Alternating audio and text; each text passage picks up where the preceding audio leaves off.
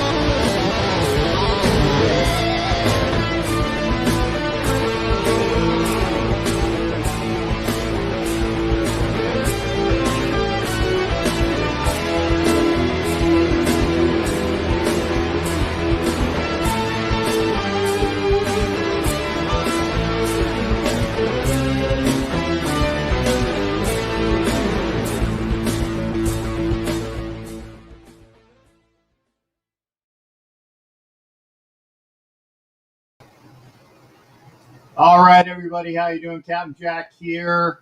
I am not muted, so I was looking. That was the first thing that I was looking at to make sure that that was taken care of. And you're probably wondering, why is Captain Jack all dressed up tonight? I got an interesting response to that. And hopefully we'll hear from him. I was going to be doing a show for a Bronco website, and I said, dude, I will even dress up for you. I will be dressed for the show. And he was like, cool, man, that's awesome. So I'm waiting, and like he said that he'll be sending me the link for the show about a half an hour before the show will start. And I wanted to make sure. I said, you realize I do a show at 9 o'clock.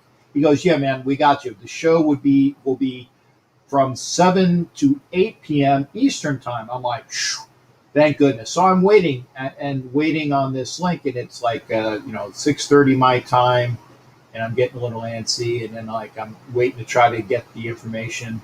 So like 10 to 7, I'm like, dude, yeah, I'm waiting on the link, man. Please send me the link. I was here. Wanted to make sure I was ready for your show. And then a quarter after 7, and I'm like, well, hey, but I'm very. I guess I guess the interview is scrubbed. Sorry about that. Get with me, and we'll talk about it. And then I get a response back. He goes, dude, the interview is on the 25th of May. The 25th of May. And I felt like a total ass. So I was stressing on him, and because I wanted to be here for the show. And so I'm dressed. Now, granted, I don't have all my accoutrement. I don't have all my uniform articles on, but I have most of them. I have the appearance, right? So, again, even the old salt does make mistakes. And this is it. This is my boy, Richie. Thank you for being here and for allowing me to laugh at myself for being a schmuck. That's the gentleman I was doing a show. Richie Rich, who is a Bronco fan, and I appreciate him reaching out to me. Thank you, sir. And as you can see, I said, dude, I was dressed. And ready to go. And I will be dressed on the 25th of May when I am doing that show on your podcast. You can put your information down, sir. And good evening to you. And he said, Captain Jack, as promised, as I sent him, I join in and I'm here. Thank you, sir. Thank you for allowing me. And again, I didn't mean to sound like a total prick. But, I appreciate you being here. I want to give first shout outs to the members of the crew.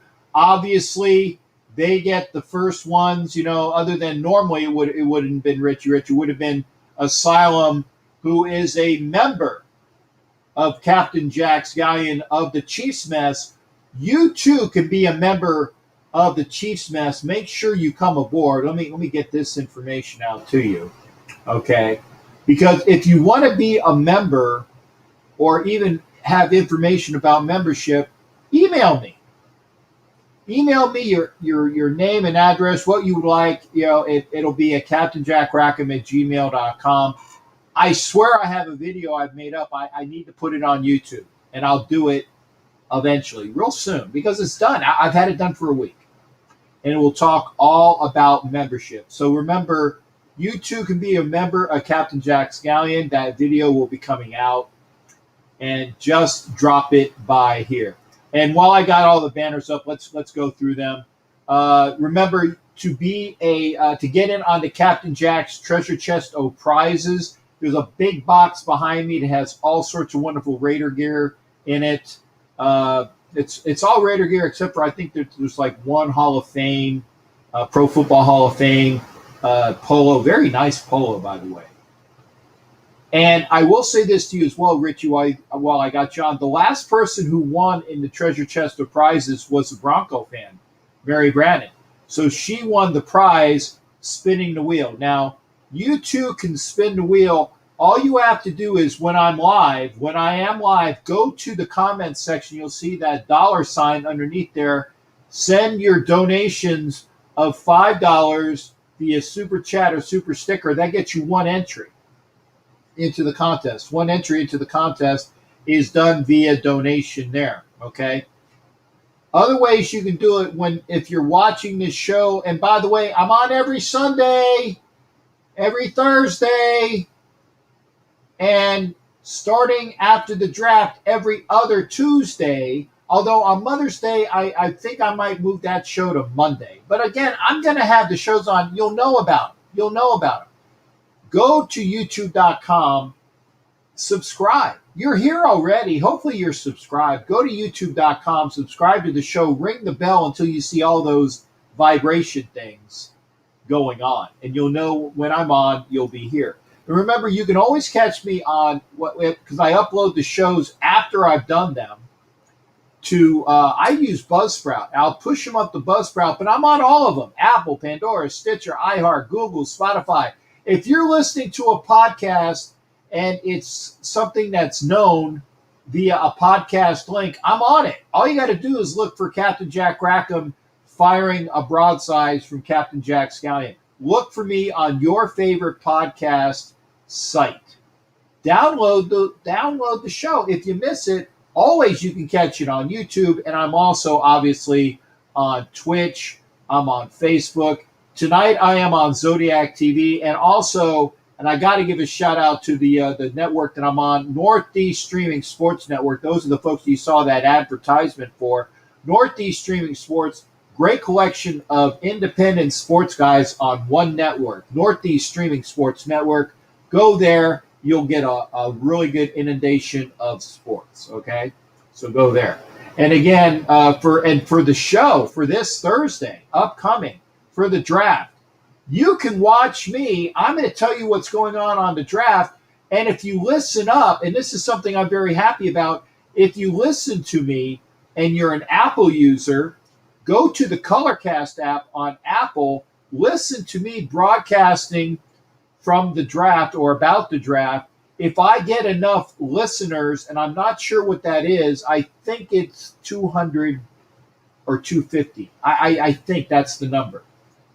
Listen on Apple. Tell all your friends. And the reason why I say this is they, being the folks that run the Colorcast app, they are going to give a $1,000 donation to the charity of my choice. But I got to have enough listeners. You can watch the show. You can listen to me. You can watch it and then watch me and then listen to me all at the same time. I'm going to be doing a show.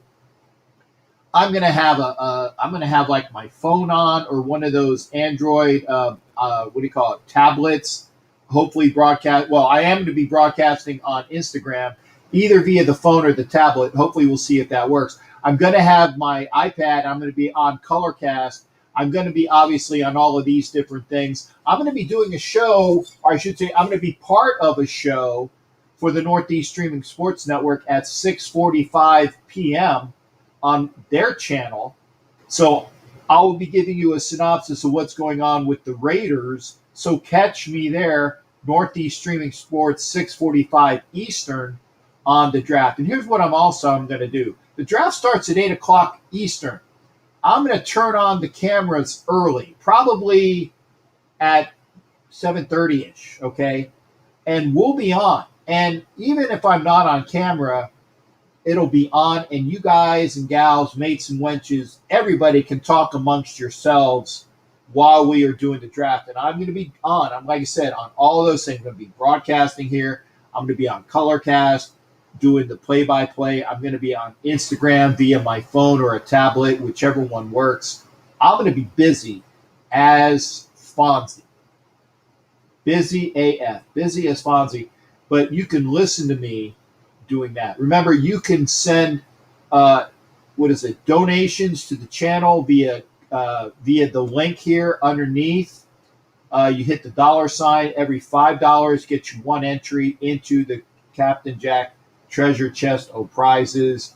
So there we go. I talked about that. We talked about the donations, I believe. Yep, treasure chest of prizes. Remember, all the shows are going to be on Buzzsprout and all those other things like that. And one final thing, and this I definitely have to do. If you want to get an entry and I'm off the air and you want to do it via the friends and family, please got to do it via friends and family at BigRaiderJ@Yahoo via PayPal. If you send in $15, that would be 3 entries, right? If you send in 15 for the 3 entries, I'm going to gift you with an extra entry. So it's like getting 4 entries for the price of 3. Great, right? Again, friends and family at BigRaiderJ@Yahoo.com. Then I want you to follow up saying, hey, Jack, I sent you the entries to your PayPal at BigRaiderJ@Yahoo. Send me an email at CaptainJackRackham@gmail. Say what your name is, how many entries you are. This way I know you got it in, and I will tell you, hey, you are good to go. You can find out about information about becoming a member of the Galleon. Now, I know that people that are on Apple are having issues. I can't help there. I really can't. I wish I could. you're going to have to either go to your store that you get your cell phones with and tell them, I need to borrow an Android, or use your friend's Android. Sign in. Do it that way. That's how you get your memberships to the show. And again, we are doing the Ask Captain Jack show. It is, wow, man, it's a lot of comments I got to get caught up on. Let me go back to where I was. Again, asylum permission granted there, shipmate. Will Carley's in the house. Thank you there. Don's in the house. And I know I was Robert Hawk says, oh, hey! You know, he's expecting I know. And I did the, Io loses to the Gators. But that's between me and him. And we're talking. See, we're already talking about the draft. Will Carley, thank you for being here. My shipmate youngster who just turned 15 the other day in the Dominican Republic. Raider Mode is in the house. Thank you, Derek. Raider Mode, we might get the USC offensive tackle. I want a tackle. I'll be honest. If we can't get either a safety, a really good cornerback, I want the tackle. Like, I want Jenkins from Oklahoma State. That's who I want. That's what where am I at? I'm here. And a special for the cap. Thank you there, Will. Thank you there, brother. Again, Richie Rich is in here. Thanks again. Maybe you know my Navy boss. Maybe so. There, Matt, we'll have to talk about that. Who else there? Don's talking about she's very hands-on. I can take that comment several ways. I'm going to leave it. I'm going to leave it alone. Mike Givens, Positive Phillies in the house.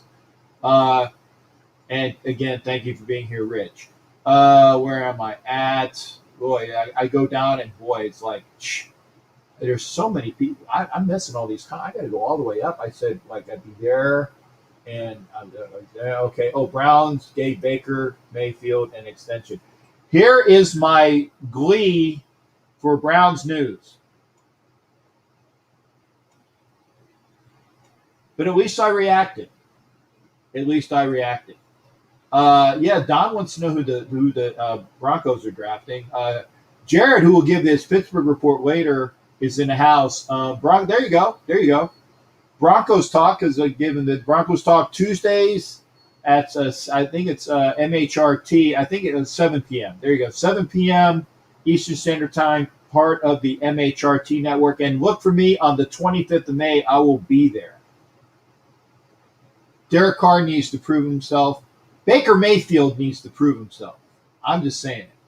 Oso's in the house. Oso. I promised Oso I would show him I was wearing shorts. Okay, so I chose Oso. I'm wearing my Philadelphia Flyers shorts. You see? Wait, do I do the? Because he was wondering, say, am I wearing pants? Can you see it? Am I showing it? There, you see it? I'm wearing it. Okay, you can't really. Oh, there it is. See? I'm wearing Flyer shorts. They are not. It's not underwear. That's for you, Oso. That's for you because he was wondering whether I was wearing pants. Just for you, shipmate. You know I give it out to you. There you go. Much love and respect. Pirates. What's that? Pirates look good. Yeah, they do. Who else is in here? Boy, got a lot to go on. Robert Hawk from everybody. Matt Shane. Colin Cowherd loves the Browns D. That's not saying a lot, dude. I mean, Colin. If you're going to say Colin Cowherd and use him as a reference, as citing, that doesn't give you a lot of positivity. We have our guest in the house. Let me go through these things real quick. I'm sorry there, guest. I know who you are. Do you hear me, guest? Give me a thumbs up. Yeah, give me a thumbs up. Okay, I got. Oh, that's tricky. I got to ask about that. Will is in the house. So the Matt Shane. Okay, and then the SU quarterback. Yeah, I wouldn't mind having him. And thank you, Robert Hawk, for tuning in. Make sure again you are tuning in for the draft. Yeah, Matt's a Browns fan. Okay, and again, we got another. Asylum's still a member. Can we talk amongst ourselves on your cash? Sure. Yeah, dude. Talk amongst yourselves, man. Do that. Coffee talk. No big whoop. No big whoop. Need a legit if you say coach, coach is spelled with an A, Matt. I'm just saying, coach is spelled with an A. Might want be the way to play the game. I'm in Southwest Ohio and everything. Wow. Okay, here at Pittsburgh, I got Savage in the house. My God, there's a lot of comments. I can't get to it. Put all the links to where you're doing podcasts on YouTube. Okay, I will. Well, I will in a bit. Thank you there. Asylum's here. Don't care what. Okay, here's from Mile High Profit. Mile High's in the house as well. Hope my Broncos trade back to the mid-teens to pick up Joker at the inside. You know, you might get him. You might get him, man, because he's either going to come to us or you, and he's going to be a good upgrade to everybody there. I can't get all these comments because I got to get to my guest. I got to get guest. Are you ready to come on? Yes. Okay. So I'm going to bring my guest on. Let me kind of halt on these comments. For everybody here, I'm very happy to announce. Look at my guest. Look at my guest. I can do that too. I can bob on my head as well. I can't do it as well as the guy that's on camera, but I can bob on my head. How are you doing there, Bob Boss? What's up, brother? How you doing, Captain? Can you hear me? Yeah, I can hear you great. And I want to tell everybody, because you all were bitching about people being on the phone, I have the people, I'm not wearing my headphones. I have the sound coming from my speakers. So if you guys complain that you can't hear what's going on, I don't know what to tell you because I got my speakers on, so everybody should be able to hear. And I'm sorry I skipped your comment, Savage. Okay, I skipped your comment. There you go. I apologize. And this is the one thing, and we're going to get right into it. Savage, I'm not going to show this comment. Mob, I have you on for a particular reason tonight because you and me are going to talk about somebody that we lost who was near and dear to the Raiders, and I'm going to let you go. I'm going to let you start off, sir, because I have my own thoughts on that as well. All right. Let me get in here for real. Yes, sir. Yes, sir. Good to see you. Good to see you. Good to see you, Captain. Since you had your gear on, I figured I wasn't dressed, so I figured I'd bring my man in and try to. So well, that's what that's all about. The reason why I was dressed, I told you I was going to be out for Richie, but I screwed up the date. So again, yeah. Richie, I'll dress again. I'll dress again for you. Go ahead, there, sir. Yeah. Just a few hours ago, we got some information that somebody near and dear to all of us, Mike Davis, had passed away. He had been battling some health issues for quite a long time, but the battle was over. He fought it as hard as he could fight it. So, you know, it was just heartbreaking. Even though we knew he was going through a lot, it was heartbreaking to hear the news that he had lost his battle and left us today. I mean, when you're able to get these relationships with these players, whether they be active players, retired players, or whatever the case may be, when you're able to get those kind of relationships with these guys and they're so personal with us as fans, it's just like, you know, a family member. It's a family member, and so I just wanted to send my condolences to Mike Davis's family. Hey, I mean, I don't know what more to say. You guys out there in Raider Nation, I know a lot of you have had personal contacts and personal relationships with Mike, and you knew what was going on, and we all tried to support and be there for him as much as we could. But sometimes the old saying is the Lord picks the prettiest flowers in the field because he wants his garden to look good too. So I think it was just his time to be picked, and his rose is up there in heaven watching over us, and he's probably screaming Raiders just as loud as we are down here. And so I just wanted to make sure that we gave him some honor in his passing, because he was such a great athlete, such a great Raider, such a great friend. So condolences to his family. Mike, you will be missed from the mob boss and as well as anybody that is attached to the Raider Nation. You'll be very well missed, and if the family, needs anything from the nation, I'm sure all you got to do is pick that phone up or make those messages, and I'm sure the family will get together and we'll rally behind it and go take care of whatever we need to take care of. But I just want to make sure that people out there knew how important it is to just remember these guys. These guys put their heart and soul out there on the field for us, year after year after year, and even after they're retired, they still come back and they give their time and they give their efforts to get to know us and get to be around us and continue the lifestyle of being a Raider. And so, yeah, it's just heartbreaking. It's just heartbreaking, Captain. That's all I can tell you. It is, and again, my deepest condolences to the Davis family, and I have Mike's number because I have had the pleasure of having him on a show earlier.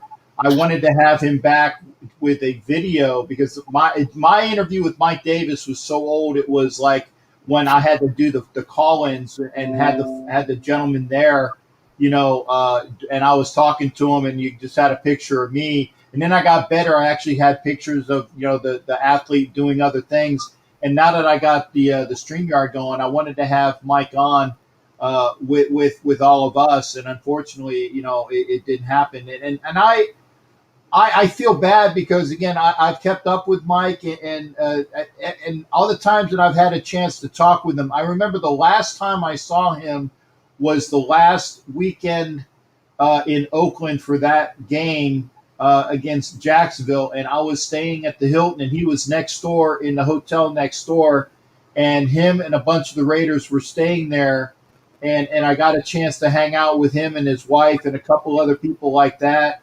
And Mike was always so kind to me.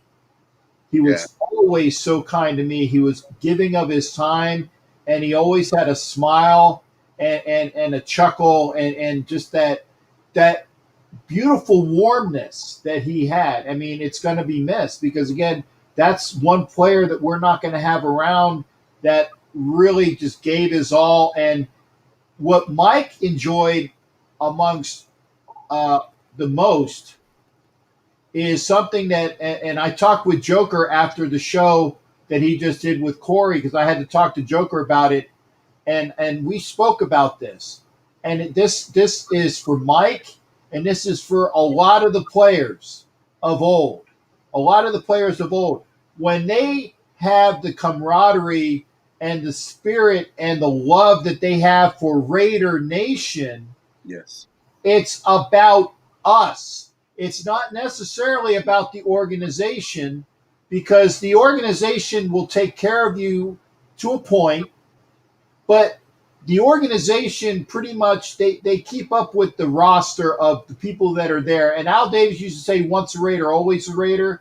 And that's true, but it's kind of fallen upon hard times or deaf ears since Mr. Davis has died.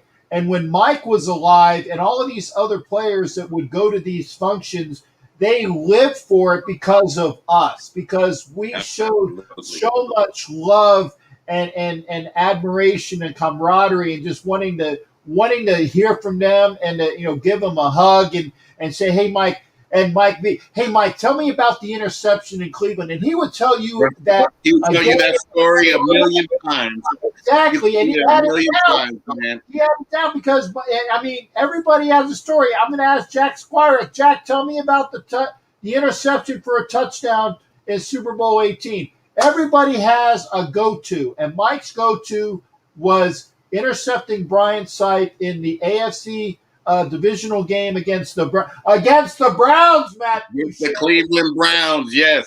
Yeah, look it up there, Matt Bouchane, Mr. Brown. But he has that story because we all have something that we love about each person. And Mike Davis always had that. And Mike was awesome, like I said. And he was true. He wasn't bullshit.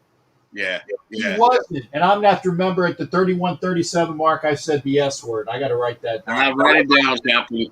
Put a coin in the square jar. Yeah. And remember, by the way, don't swear on my show. Do as I say, not as I do, because I'll go back and I'll take that out in the dubs later on. I got you, man. I'll keep it clean. Yeah, I now that I've gone to the Northeast Streaming Sports Network, I got, like I said, that's why, love Raiders Scream, but Scream, I wish I had a dump button. We got yeah. He hasn't learned ethics of radio talk and podcast talk yet. Yeah, but we love, if you want to swear, go and watch Corey the Raiders Uncensored, But I try to go by the FCC regulations, and I will take that out later on. So if you're listening to this now on my Buzzsprout, you're wondering what the heck I'm talking about. It's because I already took it out already, because I'll clean it up for the broadcast. But getting back to the point, Mike was genuine and he was loved because he was such a warm, kind heart. And I'll tell you this: there are players that are full of crap. There are. Now, most of the ones I know. I will say most of the ones I know are genuine and they are true and they are awesome. There are some a-holes out there, and I won't say names, but Mike Davis was the genuine article, and my friend Nina showed up, and the last time that I got a chance to see him, or the last time I saw him in Phoenix was for the game that we went, and we won that game out in Arizona, and I went to the event. And Mike reached out to me, grabbed me, said, "Hey, Captain Jack, come on over here." And, because he had a little bit of the gravelly voice, and gave a big hug. He said, "Hey, come on out to my restaurant tonight." And he made sure that I was there because he gave the offer. We went out to his restaurant. It was me and Nina and Mike and a couple people. Let me see, Crusader Raider and Gorilla Row were there too. They were at a separate table, but I wanted to make sure I went out because I loved Mike that much, and I was not going to miss that opportunity. And I got a picture with him.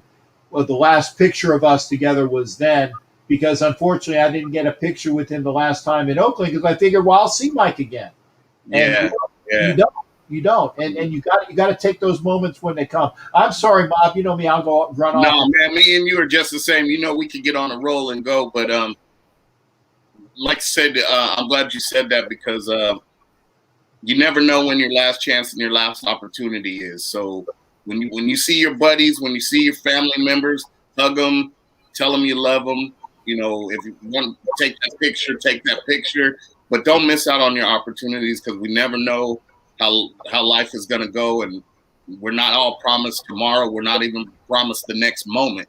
So enjoy the moments as they come. Embrace the times that you have with your friends and your family and your loved ones. And because you just never know, Captain. You just never know. And like I said, sometimes it's hard to get those phone calls or get those text messages to tell you something, bad news or news like that when you're really not prepared. This weekend or over the course of the last week, I've really been on a real positive and high level with a lot of good things that have been happening in my personal life and as well as my Raider Nation life. So it was kind of a pin in the bubble to get that information today. But on the flip side of it, I always have to try to find the silver lining in everything. And the silver lining was he was suffering, and now he's not suffering. So that's the silver lining for me. I got a lot of great memories watching as a kid, watching him play as a kid and watching old reruns and film. And then as an adult to go to the different events, the black hole events and things like that, and being able to come up and close and personal and get to know him really personally. So I've got a lot to be thankful for when it comes to Mike, and a lot of good memories, the things that I could carry on. So, but I just wanted to make sure everybody knew what was going on, or I'm sure you guys hear it now because it's all over everywhere. But I just wanted to express my emotions and my condolences to him or to his family for the loss of such a great Raider player and just a a great person in general. Because like I said, even after retirement, for him to give so much of himself, to come out to the different events and make sure he was up and close and personal with the fans and tell those great stories and be so genuine and nice, you know, like I said, it hurts real deep because it's like a family member. But like I said, find that silver lining, and even in this situation, find that silver lining. Think about those good times that most of us have had, getting a chance to meet him and talk to him, and remember the interception. Go back and watch it tonight. Google it or YouTube it or something and watch the interception, man. So you can get Red Right 88. That's all you got to Google. Yeah. Red Right 88. Hey, Matt Boucher, Browns fan. Google that. Go ahead and watch it, Browns fans. It's gonna break your heart. Yeah, Red Right 88. That's all I got to say, Matt Boucher. Yeah. But I thank you, Cap. I thank you for reaching out to me and having me on today, because there were some other things that I was gonna say. I'm not gonna let you go. I'm not gonna let you go, because here's the one thing, and I'm gonna dime you out in a good way. Good. Go ahead. My last show, which was Thursday night, I'm on my show and I get a call from Homer, and Homer's like, "Hey, Cap, my boss wanted me to do an announcement, so don't be upset when I go live." And I'm like, "Oh well, if my boss said it, man, it's excused if my boss did it." I told Homer, I said, "Man, this particular news can't wait, and we got to get it on the airwaves." No, I was good. And he says, "Well, I don't go on tonight." I said, "Yeah, I know it's Captain's night, but I couldn't get a hold of Captain because I have something else for him later that I don't want to spill out, because I get to talking and I start spilling stuff." Yeah. Okay. So I said, I don't want to do this on Captain's show because I'm going to spill out something I'm not supposed to spill out yet that kind of involves Captain. So I want to wait till I wait for that. And he says, "Okay, well, all right. Well, I'm going to reach out to Captain and let him know we're going to do this announcement. We're going to step on his toes a little bit." And I said, "Okay." Let's get it out. Homer, I said, "It's cool." I said, "For my boss, and I know that you wouldn't do it and I was fine with it." Yeah. But I said, "Homer, come on my show after that and tell me the news." What was it?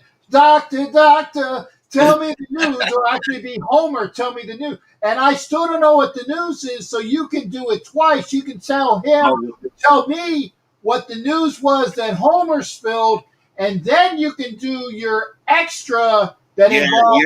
Yeah, the extra news is gonna probably. No, do the extra yet. I want to hear the first one, because I don't know what it is. Okay, so as you know, the explosion, we do the explosion, and they finally opened up California, so we were able to do Explosion 2 finally after it was canceled last year. So we're going to do it again on July the 17th in Madera. Captain, you've already told me you were coming out, and even when you told me you were coming out, I was holding on to a piece of information at that time that I couldn't tell you. So I'm glad to know that you're coming, because it's very important that you get here. So we've been working pretty hard. As you guys know, part of the explosion is always a good concert. We always try to give you guys some good entertainment, some good local entertainment, some good, and a big name entertainer to come out and kind of do some stuff for you guys. So the morning of the day that Homer called you, we were on the phone the night before, probably about 2:00 in the morning, for about 3 or 4 hours, almost till 2:00 in the morning, doing negotiations with this guy's manager, trying to get all the kinks and the bugs and the money and all that kind of stuff worked out. And we finally got it worked out. So we were able to secure MC Magic. MC Magic has never performed in Madera, California before. He's as close as he's been is Bakersfield and Fresno. But the first time in Madera, California, he actually postponed a show. He postponed the show to be there for us because we wanted him so bad, and we had been trying to get him the year before when we did the Explosion 1, and we weren't able to work it out then. So he was like, no, this time I really gonna help you guys out and I'm gonna make it happen. And so we got through all the negotiations and all of that. And so we wanted to release that information right away so the fans would know, what they were getting with their ticket coming in. So MC Magic is going to be the headline performer. We're still working on another headline performer, a secondary headline performer. So you might get two. Last time we were able to give you 3 headliners. This time we got one for sure, which is huge. We were given a limited amount of pre-sale tickets that we were supposed to sell. And they told us to sell only this amount because there's still restrictions out here in California. So they're not giving us the full capacity of the fairgrounds as of yet. So they told us you could only pre-sell so many tickets, and then we'll go on from there, right? So we were like, okay. Well, within 48 hours of announcing MC Magic, we basically sold out all the pre-sale tickets that we could sell. So today was the last day that we could sell pre-sale tickets at $10. Tomorrow they'll go up to $20. But those might not even last very long the way this is going. So you guys, if you haven't got your tickets, man, get with me tonight so you can get them for $10. If not, starting tomorrow, they're going to be $20 and, so on and so forth. And there's no guarantees at this point that you could buy a ticket at the door because of the capacity issue. So once they tell us to stop selling tickets, we got to stop selling tickets. So hurry up and get in there and get your tickets. I'm going to stay up late tonight till 12 o'clock at least tonight to try to get as many of those $10 tickets out to those folks that want those $10 tickets. Don't want to, I always say treat yourself, don't cheat yourself. So get them early, get them for the right price. We also have on the show already locked down Big Mac. He's coming back to perform for us again. DRE, he was there at the first Raider Nation explosion. He'll be back again. We were able to lock in Certified Trouble. He's going to be there. Lonnie Cash is going to be there. So we still have a few more lists on the list that we haven't finished working out all the kinks yet, but we'll be announcing even more coming up. So you'll have a full day of entertainment going on, plus the full event and so on and so forth. So there's a lot going on and a lot more to come when it comes to the Raider Nation Explosion 2. So that was the big announcement. The big announcement was we did secure MC Magic. There's a video out there from MC Magic personally letting you guys know that, yeah, he's coming to Madera, California on July the 17th for the Raider Nation Explosion. So, we weren't pulling your leg. We always tell you we're going to bring you somebody big, and we work our butts off to make it happen, and we made it happen once again. So it's out there. So get your tickets and come on out and have a good time with the Raider Nation family. We got so moving on to let's move on to the second announcement. So the second announcement, nobody has heard this yet. Nobody has heard this yet. And I was saving, right? And I was saving this one just for you. I was saving this announcement just specifically for you. Okay. The first Raider Nation explosion. Well, we always decided that as long as we do this, we're going to try to honor some different people who have put blood, sweat, and tears, sacrificed time, money, effort, and everything else to make the fan experience just that much better when folks go out to the games, when they go out to the events, when they do whatever they do with the Raider Nation. But there's some certain people out there that really, really help that fan experience go along. And if there wasn't for some of these folks, there wouldn't be the generations of more recognizable fans, as people call them super fans, whatever, quote unquote, but more recognizable fans. But if these people had not paved the way, there wouldn't be any of us running around with costumes on or personas or anything like that. So uniform! I'm wearing me uniform, you bastard! Yeah, that's what I'm saying. That's what I'm saying. I don't wear a costume. This is me uniform. Yeah, as Violator would say, that is the battle gear, right? That's the battle gear. And when we get ready to rock and roll, and we put in, because like, okay, talking to Kevin is one thing, but man, I tell you, when I transformed, because I literally transformed into the mob boss, and it's you get a whole different thing out of the mob boss than you would out of Kevin. Kevin's a little bit more reserved. Mob boss is just Raider to the core, and yeah, it's just a whole different thing, and it really it's a transformation, man. It's hard to explain unless you live the lifestyle, and you know what, Captain, you know what I'm talking about, because when Captain becomes Captain, you know what it is. So well, anyway, so the first explosion, we were able to honor Gorilla Rilla, and we were able to honor Violator. So we have picked 2 different ones for this year.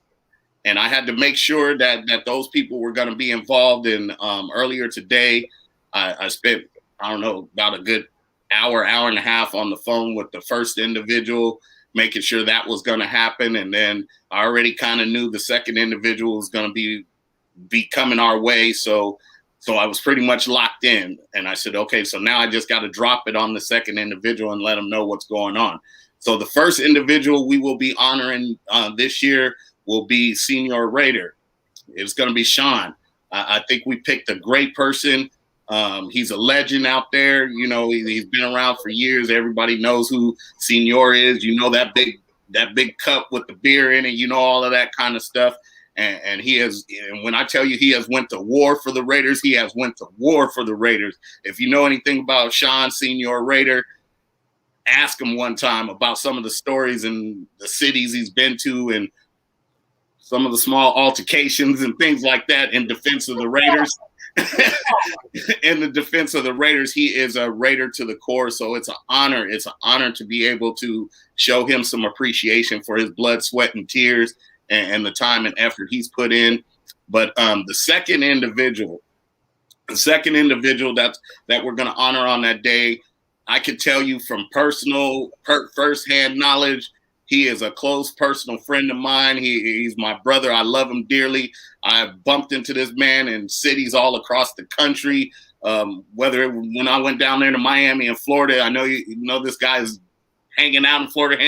He hangs out in Florida a lot.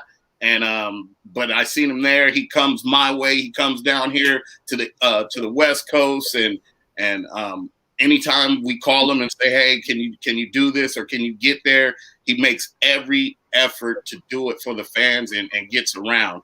So the second individual that I am so grateful and so honored to say is your Captain Jack Reckham.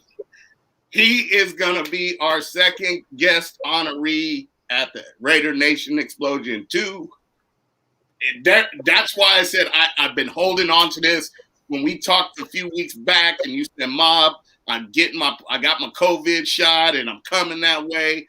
I knew back then. We had already discussed. I already knew back then, and I said I can't tell him yet. I got to find the right moment to let him know what's going on. And today it just kind of all fit perfectly for today. So Captain, the Raider Nation Explosion, Mob Boss, M&M Productions, we are honored that you will be our second honoree at the second Raider Nation Explosion. I can't wait to get you here. Can't wait to do the presentation to you and let the fans show their appreciation for all your hard work, all your travel, all your blood, sweat, and tears. And bro, I just can't wait till you get here to do this honor for you. You're so well deserved. And it's your time, bro. Somebody's got to pat you on the back. We don't do it for pats on the back. Don't get me wrong. We do it for the love. But it's always nice for people to recognize your hard work and everything you do, from the podcast, from the visits, from the events that you go to, from the games that you go to represent this team the way you do. We felt it only fitting that you would be on the honoree list and go into what we're calling the Raider Nation Explosion Hall of Fame. You'll be the number 4 inductee. There's only been 2 before you and Senior, so you and Senior will be the next 2, and we'll keep this going. So I can't wait to get you here and give you that honor, bro. You're deserving. Wow. See, And, that's what I wanted. yeah. And you know, when I don't know what to say, that don't happen a lot.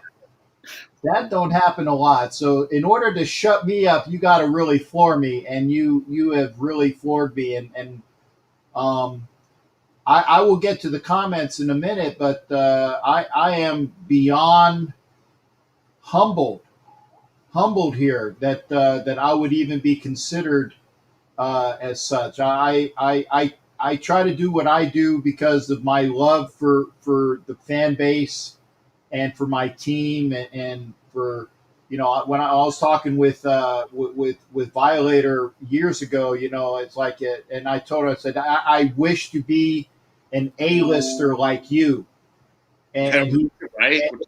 and he's like Jack. Well, actually, I say I'm doing the Mike Davis voice. I can't even do the Violator. You'll have to do the Violator voice. He's like, you're already there, and that meant the world to me to hear it from Wayne's mouth, and seeing Wayne and Mark, and all my experiences, and you, like I said, you got the top three from TBH right there between Gorilla Rilla and Mark, and then now you got Sean in there. That's the top three right there, and to even be in consideration amongst that is humbling, and I'm so honored to even be considered for that. I thank you. I feel like I'm on the Academy Awards right now. I feel like I want to thank my agent. I want to thank the director and the production company. But no, really, I want to thank the production company. I want to thank you and Eminem and all the people that went into that, because I am floored and honored and humbled that you guys would even consider me. And that's not no bullshit. I almost said it again, BS. Thing that a lot of these people, I'm truly floored, and thank you for even thinking of me there, Mob. Of course. I can't wait, man. I can't wait. I can't wait either, because, like I said, well deserved honor for you. I've watched you. I've admired you, and to be able to be your friend and be so close to you, so it means a lot to me. With Wayne, with Mark, with Sean, and I've been around you guys for so long, and you guys have welcomed me and kind of shown me a path and shown me a way about how to represent myself and represent this team and represent these fans, and so it's just an honor to be in the position to even give you guys these honors. So it was well deserved, and it wasn't like it was a hard choice to make. We knew exactly how we wanted this list to go as we do these events coming on, not just this year, but in the future as well. We know kind of about how we want this list to go and who's deserving of that type of recognition. So I challenge all of you fans out there that are watching, all of you quote unquote super fans, more recognizable fans. Easily recognizable fans. You were recognizable fans. Yeah, you got, as I told you that a long time ago. Yeah, you did. That's why I use that. I use that a lot because, I've told you a million times, I really don't like the word super fan, because it kind of tries to make it seem like, because we have this persona that makes us any more of a Raider fan than those guys that just wear a Raider jersey and a Raider hat, and that's not true. We're all super fans. We're all dedicated to the team. We're all dedicated to the Shield. So more recognizable, easily recognizable fans because of the personas or characters that we play when we get out there. I like to use that term, but then there's those that still want to call themselves super fans. So I don't want to, so I kind of do both, right? But I answer to it, but if somebody calls me a super fan, I just tell them, okay. But I just don't like it, because I don't want to be separated from anybody else, because I'm no better than nobody else. I buy my tickets just like everybody else, and I do everything that the same anybody else would do. So, so I don't want to be put on no pedestal or nothing like that because of a persona. That's just the way I express my deep passion for the Raiders. I just express it in a different way. This way I could be more finished, if you will. And then when I get to be the mob boss, I could really be, so that's just the way I express my passion. It doesn't make me any better of a fan or any more important of a fan than anybody else. So, but yeah, Captain, it was an easy choice to have you in the spot that you're in, and I just can't wait. So I challenge each one of you fans that are out there, each one of you more recognizable fans or more easily recognizable fans because of your personas. I challenge you, just like you did for Gorilla Rilla and Violator. You guys all came out in big droves to make sure you paid your respects to those individuals that paved the way for us to do what we do. And I'm asking you again, come out and support Sean. Come out with your senior. Come out and support Jack, Captain Jack.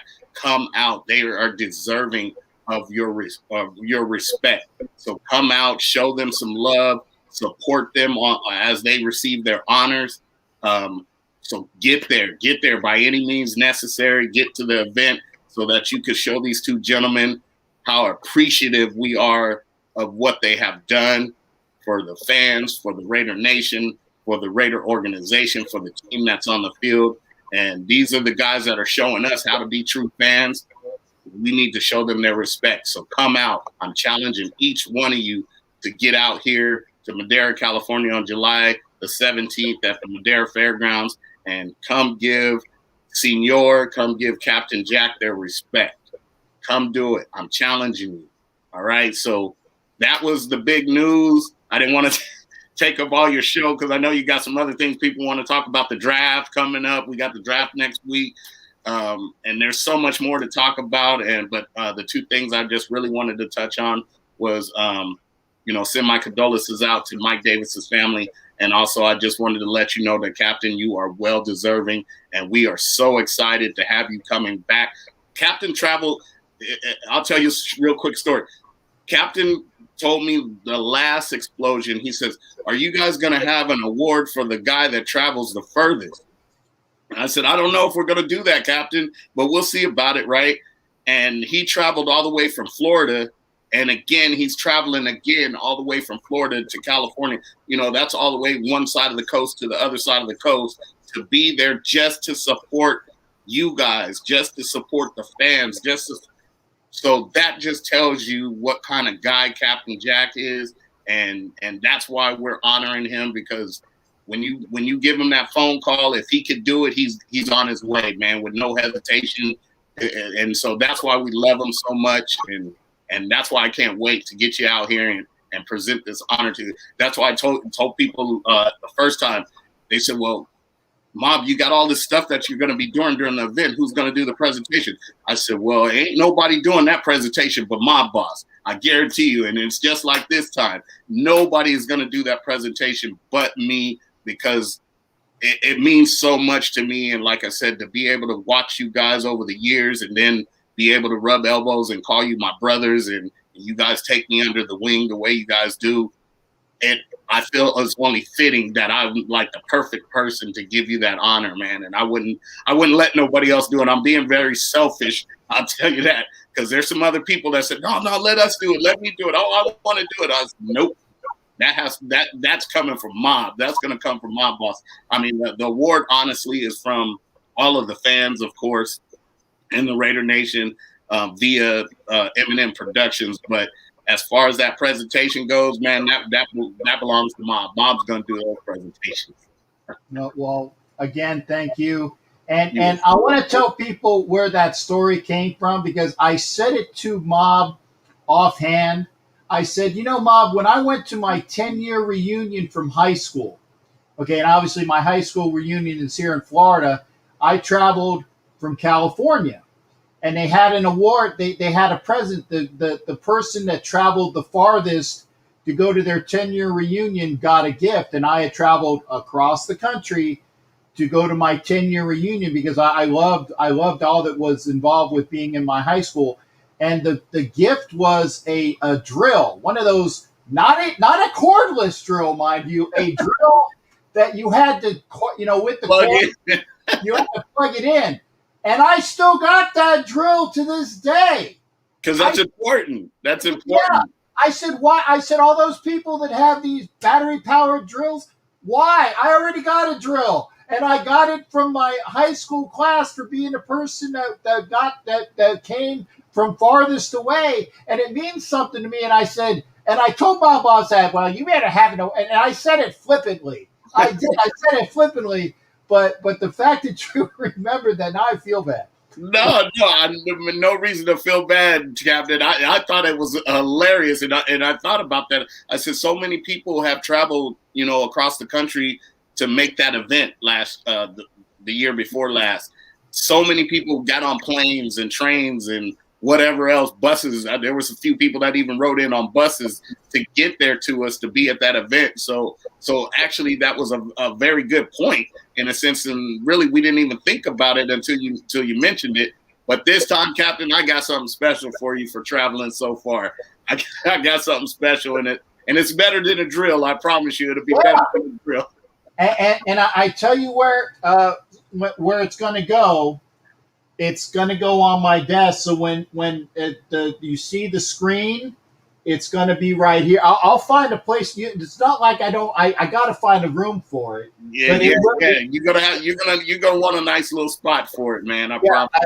It will be there on my desk. Not for an I love me, because it's not about I love me. It's for thanking you for all that you do, and thank you for what you saw in that to present it to me. It means a lot to me. So man, I thank you for it. Yeah, absolutely. Like I said, easy pick. It was an easy decision on who was going to be for this year, and I think we picked two of the greats and two well-deserving people, and so I just can't wait till the day, man, so we can honor you guys in the way that you should be honored. And get this thing going, man. We're going to have a good time out there. That's going to be a good day. A lot of good things are going to happen. We got some more presentations that are going to happen that day. And now with the passing, we had a couple of Raider family members that passed away over the last month or so. We're going to try to incorporate T. Brown. We're trying to get his family out there, and so we can do a short presentation to his family for his efforts. He passed away on it. And then also Silver Gomez, if you're out there, I've been trying to reach you. I know things have been hard. She lost Aaron and just a couple weeks back, and we're going to try to get Silver out there so we can honor Aaron's passing as well. And then we got you guys for your hard work. So we got a lot of good stuff on the plate. And now, again, with Mike passing, we're going to try to do something. The last time it was Cliff Branch that passed right before the last explosion, and so we did a short little moment of silence and so on and so forth for Cliff Branch. But this time we're gonna do something for Mike as well.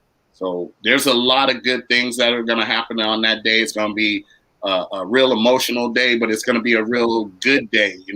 I keep telling people I'm looking at it as the big pep rally. Right? Because this is the last real major Raider event prior to the season starting. And if you guys remember back in high school, right before Friday Night Lights, you always had that huge pep rally in the gym and everybody got all pumped up to get ready to go out and win that football game. Well, this is what it is. The Raider Nation Explosion is our pep rally to get ready for the season. So I want all you guys out there. I want everybody to come up and show out. Give these guys their respect and their honors, and then let's get pumped up. Let's start cheering. Let's start doing our Raider thing and get ready for this season that's coming up, because this is a big season for us. The building will finally be open for the fans to get inside. So we need to get it ready. We need to get it ready. So come to the family reunion. Come to the pep rally. We got a lot planned for you guys. So get out here any way you could get out here. Planes, trains, automobiles, all that good stuff. And let's make this day the best day we can make it. And it's going to be fun. It's going to be a good time, man. So congratulations to you, Captain. You're well deserved, and I just can't wait to get you here and give you that honor, bro. Thank you. And this time I got a hotel in Madeira. Because so you don't have right. Well, yeah. We'll try to help you out with some transportation or something. So let me know if we need to send a car to pick you up or whatever. I'm still flying into Fresno because I had to bounce my miles to use them. So I said, this is the airport for Madeira. And the guy's like, we don't fly into Madeira, or I couldn't use my miles into Madeira. So I am flying to Fresno just like I did last time. But instead of staying into Fresno and driving back and forth, I'm driving from Fresno to Madeira. Okay. And then when I leave, flying or driving back that day to Fresno and flying out. Gotcha. So I'm still in Madeira. I'm still going into Fresno, but this way I can stay longer and enjoy the Friday night, the Saturday night, and then hopefully wake my ass up on Sunday so I don't miss my flight. That's the only thing. Well, I'm sure you've done it many times. You'll make it. You'll make it. It's going to be a good time, man. It's going to be a great time. Like I said, we're still, putting more and more together, as we get closer to the date to make sure that day everybody's covered. It's a family-friendly event. So bring your kids. Your kids under 13 are free. So bring your kids out. Bring all your family members, all your friends. Whether you're a Raider fan or not, it's just going to be a good time in the sun, man. The concert, the whole nine. There's a lot going on for everybody, so there's something for everybody to enjoy. And like I said, man, this is going to be a great day. I can't wait to get there and get this thing started, man, because I'm so excited. And as days come and go, and the different information comes into me, and I start marking down, oh, we're going to do this, we're going to do that. We got this locked in. Oh, man, it just gets more and more exciting every day, man. I love this planning thing that goes on with putting these things together and watching the things that are ideas that we come up with actually happen, and things start falling into place, man. It's a beautiful thing, man. I've been like overjoyed and excited every single day that something different. Okay, we got this taken care of. Oh, this is going to happen, man. So it's an exciting thing. I just can't wait to present it to all of you guys and let you guys come out and have a great day. The guys at Eminem Production, shout out to Tone, shout out to Pete Hernandez, shout out to Mike Mejia. These guys and myself, we're all working very, very hard to make sure you guys have a wonderful day, a wonderful event, and just come out with your Raider love and let's have some fun, man. That's what it's all about. Just have some fun. A big pep rally to get ready for the season. So let's go, Raiders. Sir, I am floored. I am honored. I am humbled, and I appreciate you being on here. I wanted you to talk about the news I missed, but I'm kind of glad I had you on for other reasons too. And yeah, man. Yeah. That was the important one. And like I said, I've been saving it for some time now. And I said, I got to do it in the right moment. I have to make sure I let him know about it in the right moment. And because I kind of, in a sense, I wanted that reaction that I got from you today, because it's just, it's important. And even when I talked to Sean and gave Sean the information, he was just as floored as you were. He was like, man, I'm just being me. I didn't think nobody paid attention. I was like, no, we're all watching, man. We've been watching for years. We know we're very, very respectful of the things you guys have done. And so Sean is, I think that's the most humble I've ever seen Sean. Because usually when I see him, he's all seniored up with his cup and all that, and he's kind of really rough. But to see him in his moment, just like I seen you right now, it was an amazing conversation to have with that man, and he's excited. He's excited about coming out. And we were on with who were we? I was doing a live earlier today, kind of letting people know about the tickets and the ticket situation and getting your tickets today and all that kind of stuff. And I see Sean pop into the comments. He's never on Facebook. Never. He's never on Facebook. but he pops in the comments and he just said, look, I'm pumped up. I can't wait to get there. And so to bring him out, and he hadn't been around for all last season. He kind of stayed on the low last season. We didn't see him out very much. He didn't travel to Vegas and things like that, like most of us were doing. He just kind of took a little bit of hiatus. And so to see him come back and come back stronger than ever and get back out there and lead the forces, you know, as they do, you know, you guys are always the ones out in front leading the rest of us. And so to see him come back and like I said, to see him today online on Facebook, and he was in the comments and he was talking to the fans back and forth. And I just thought it was an amazing, amazing thing. And so you guys are two well-deserving gentlemen for this honor. And I just can't wait till you get here and be able to present it to you, man. I'm excited. I'm really excited. I will let you know what's going on. I'll give you my itinerary, and I thank you. I thank both Mob Boss and Kevin. Thank you. I thank you both. Yes, Thank sir. Yes. For that. And Jay and Captain Jack thank, you know, Mob. Absolutely. I know. I love you, my brother. I do. I love you dearly, man. I'm glad I dressed up tonight. You know, it was apropos then. Yeah. It was. That's why I say it was all fitting, and it was funny because before I logged in, I was kind of watching it on my phone, you know, and my wife says, hey, Jack is dressed. You're not getting dressed? I said, well, I wasn't really planning on getting dressed. So that's why I brought him in. I said, I'll bring him in. He'll be already dressed and ready to go. You know, I'll bring him in and let him, you know, so. well, the next time I need to, I'll just put this up. Yeah. Yeah. And now it doesn't bobble. I bobble like it should be, you know, yeah. for that. Yeah. Jack, I won't tell people who did this. Because I don't want this person getting bombarded. But there was that's how good the Raider Nation is and the Raider Nation fans are. I didn't ask for that.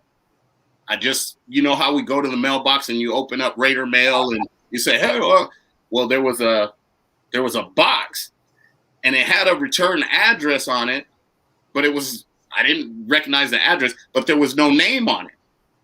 And I said, so I opened up the box and I started unwrapping and I just freaked out. I was like, what the hell is this? You know what I mean? And I started looking at it, man, and I don't know if you could tell, but look at all the details on this thing, man. Oh, that's wonderful. It's got all the patches off of my jacket. It's very, very well done and very well detailed. And so I had Black Eyes Google the address. I said, because I got to know who gave this to me, right? And so I Googled the address and found out who the individual was that did it for me. And I sent them a message and they said, well, how'd you figure out it was me? And I said, well, I Googled your address and your name came up. And so then I put two and two together. And I said, I just wanted to thank you because that was, you know, I mean, just the gesture of somebody doing something like that for you. And it's just an amazing thing. And my grandkids want to play with it all the time, and I have it real high up on the shelf so my grandkids can't play with it because give them the Matumbo. Yeah. So I have it high on the shelf so that they can look at it, but they can't play with it, right? But when I first got it, man, I was like a 5-year-old kid on Christmas, man. I was sitting in there playing with it and bobbling the head and doing all, and I was just in amazement of this thing, and so. Just thank you to those fans out there that just genuinely out of your heart do things for all of us. And, you know, without question, without being asked or anything like that, you just use your talents or whatever it is to make these things happen. And I was humbled that, just like you said, that like I got an Oscar in the mail or something. I was like, wow, somebody took the time to really be creative and put something like that together, and it was so well done. And I was like, how did they figure out all the patches? And I said, man, they must have went through a lot of pictures to figure all of this stuff out.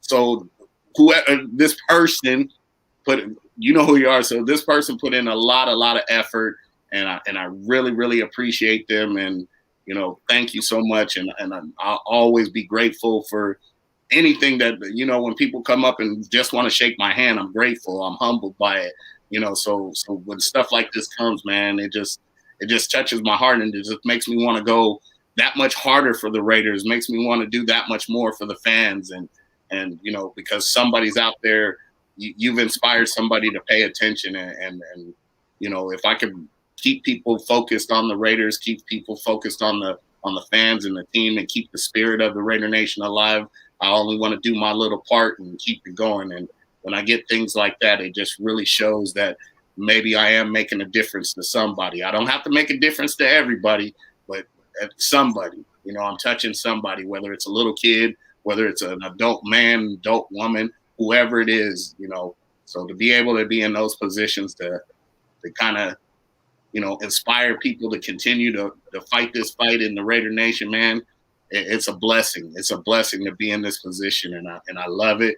And a lot of credit goes to folks like yourself and Senor and Wayne and Mark that have paved the way and shown me how to kind of do this thing and how to do it right, and be humble about it, and don't do it for attention and all of these other things. Do it for the love of the Raiders, man.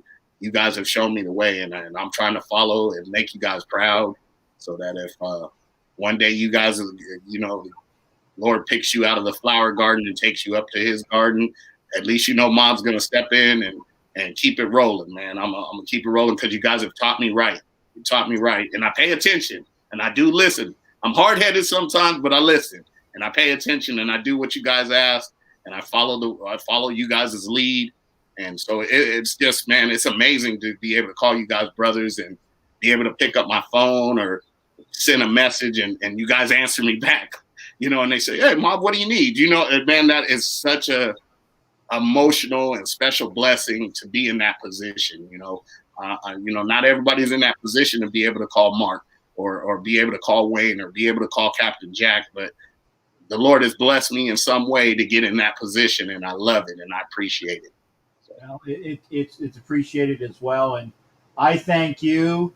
And since I don't have to work tomorrow, well, okay, let me rephrase that. Since I have taken the day off tomorrow, I will go longer tonight because I want to make sure that people, if they do have comments, if they call in after 11 o'clock, which is in 40 minutes or so, I will go longer because I want to make sure that everybody has a chance to respond. And it's only because we talk a lot, and it's because this is our show. It's you and me talking to each other.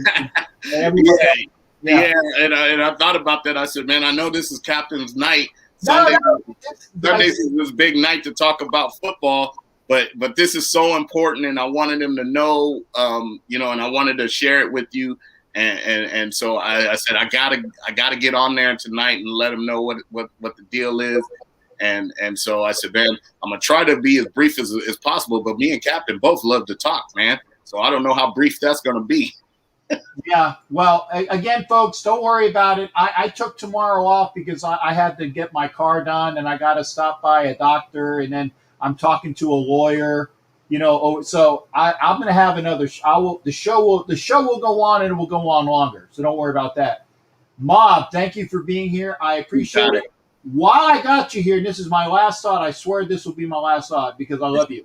Make sure Black Ice will be on the Captain and Wench's show because that's where I want all my Raiderettes to be out there. Because again, a lot of times, and there are ladies out there that have no problem talking, i.e. Jers, you know, Amanda, aka Black Widow, you know, there are ladies out there that will talk, and that's great.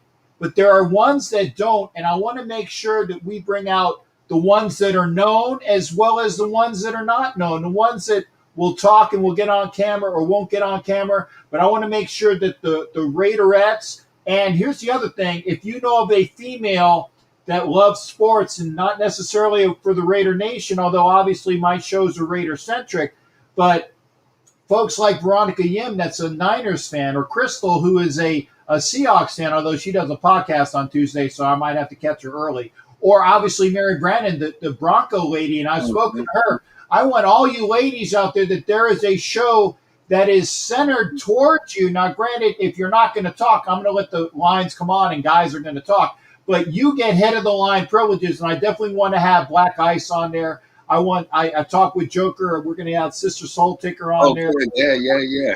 We're going to get those folks to break out. So again, anybody that is a lady Raiderette or a fan of another team that is a female, the Captain and Wench's show is for you. Raider centric, yes, but we want to make sure that the ladies are out there because I have ladies that actually know what the hell they're talking about in sports, and I've gotten good co-hosts with me on this show, and I can't wait to do that starting next Tuesday. And I definitely love to have. I'll definitely let her know, and she's been breaking out a lot, man. I think she's going to be on Corey the Raiders show here coming up next month, Good. And she's done some other things. So I'm slowly bringing her, because we're side by side, man. We're a partnership, and a lot of times it's Mom, you go do the interview, but I'm trying to get her out of the shadows and bring her up front too. So yeah, I'll definitely make sure she's on that show, man, and join in with the rest of the Lady Raiderettes and give you some good conversation. Yeah, it's a show. It's for everybody, but I want to make sure that the ladies know that there is an outlet where they get head of the line privileges. It's ladies' night on Tuesday, and Savage was saying that, Q Cool in the gang. Oh yes, it's ladies' night. Right? Yeah. There you go. And you get the right rock band in there. I'll do some AC/DC on Raider Nation Explosion too. Yep. So there you go. Hey, I'm gonna have some rock music playing for you because I already know. So when we get ready to do your presentation, I got some rock music that's going to blow your head off, man. I'm ready. There you go. And again, Mob Boss, thank you. You are so welcome. Here and blessings to your lady Black Eyes as well. I'm definitely looking forward to Raider Nation. I was already looking forward to it, but now I'm definitely, not that I wasn't like any lower, but now I just need to make sure that I'm not going to get, that I am going to be out there because you're going to make it. I will be. Just be good and be safe so you get here on time. There you go. Yeah, that's it. Did Mama get me to the church on time? That's right. That's right, brother. But thank you so much, and I can't wait to see you, and I appreciate you, and I love you, man. And love back. Thanks again there, my boss. It's always a pleasure, sir. Come on back anytime. You and Joker and anybody else standing invite to always come in on the show for sure. You got it, brother. Love you.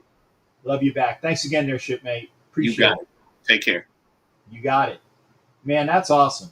That's awesome. That's Raider Mob Boss, and I got a boat ton of and I love having him on, and I'm floored. I actually it's rare for me. It's rare for me to be speechless, and Mob Boss left me speechless. He left me speechless. So I'm going to get back on the comment, but thank you for. I thank everybody that thought enough of me to do that. That's awesome. If I'm going to go on comments, and again, and I know Savage is talking about the folk. It says always once a Raider, always a Raider, except 99, 18, and whatever that person whose initials I won't say. I don't even remember what his number was because he never played it down. And Asylum, again, Asylum is a member of the Chiefs Mess. Thank you for that. And I'm going to go through it, and I can't get to all of these. Wow. And Will, thank you there for being there, and rest in peace. Rest with God. I think that Corey put on there. And again, to all of these things, though, never speak of Sinbad Genie, never exists. The others try to say otherwise. I'm going to try to get them. Wow, boy. I pushed down, and I'm missing. Oh, it just went down to like the very bottom, and I can't see. I got to go to the top. My goodness, there's so many. There's so many. My goodness, I'm still pushing up. Okay. Captain shared mom sees a piece. Okay, right there you go. There's Veronica. There's my girl I was talking about. Had the chance again, I've gone back and I'm at the top. There's like so many people there, and I apologize for missing all these comments. And again, that's my girl Veronica Yen. Love her to death. She is awesome. She is awesome. Corey, there you go. We got to celebrate Mike Davis's. And again, every like I said, any day that I'm upright is a blessing. One thing I gotta show on this, and hopefully I can be able to do it, and I won't lose the comments. I got to go to the banners here because I want you to come into the show. I want you to come into the show. There is the link. It's right there. I'm going to put it into the comments section. And again, I apologize. No. Gosh darn it. Let me do this here because we can have some more people. And again, I'm going to be on later tonight because Mob and I we had a good old conversation, but it was awesome. If you want to be into the show, there is the link. Did it push? I hope it pushed. Yeah, don't construe anything out of that as well. There's the link. It should be on the bottom there. That is the link to be on the show tonight. Again, any day I'm here, it's good. And thank you there, Matt. Okay, Asylum. And again, thanks for Asylum for being here. We got a call. Okay, there. Call from Crazy Cooter Vikings. Okay, I'm gonna hear from Cooter. Okay, dang it. Okay, there it is. Call from Crazy Cooter Vikings. I got it. To accept, press 1. There we go. I got Cooter. You on the show, brother? How you doing? Cooter. Cooter,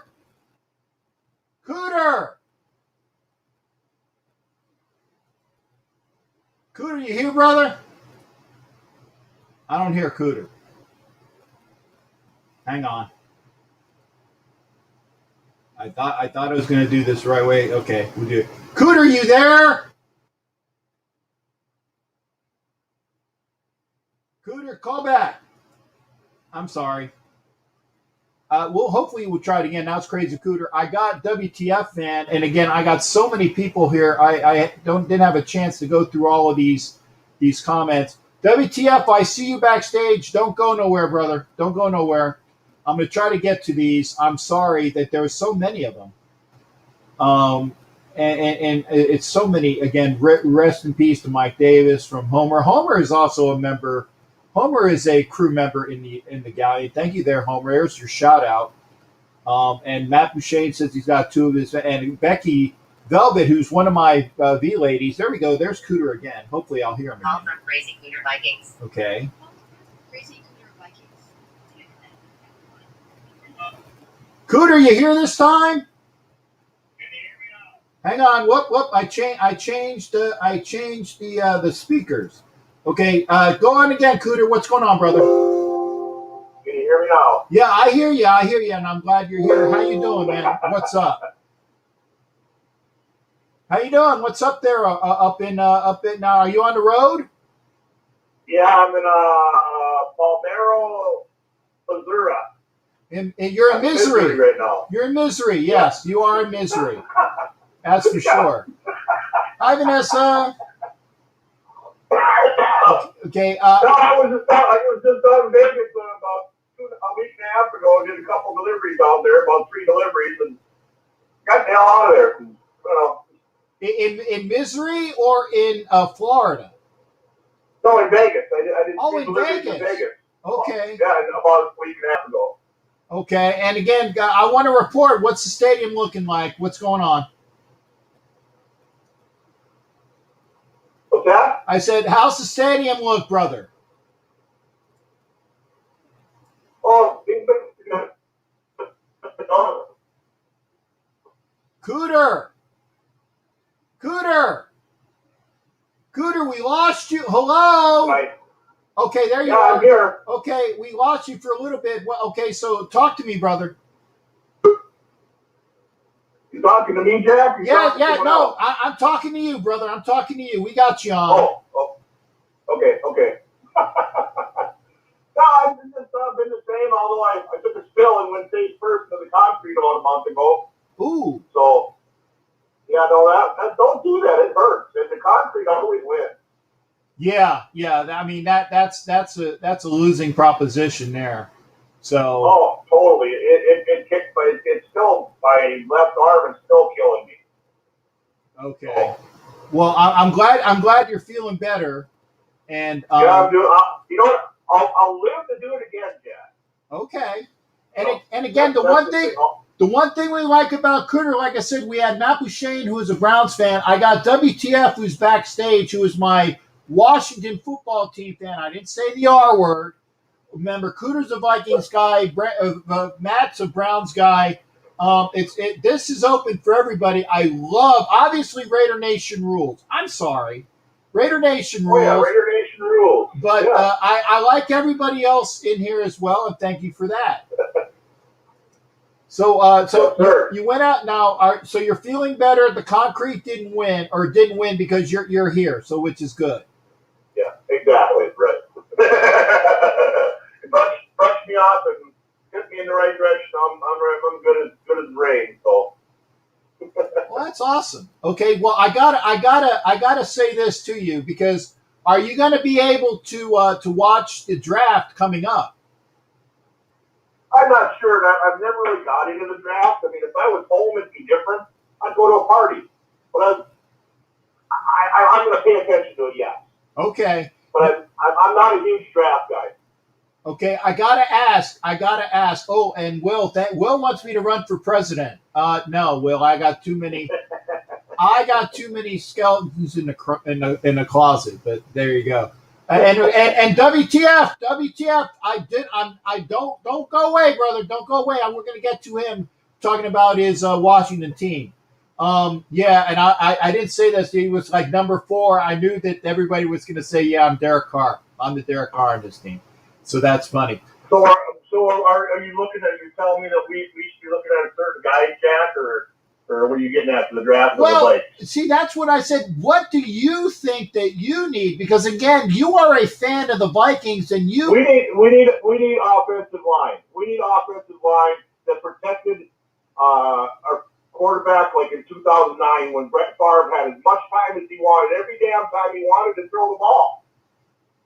Okay. So, I mean, look at the O-line we had back then. We need an O-line like that. I was just watching that first game when we spanked the Packers' ass when Brett Favre finally beat every team in the NFL.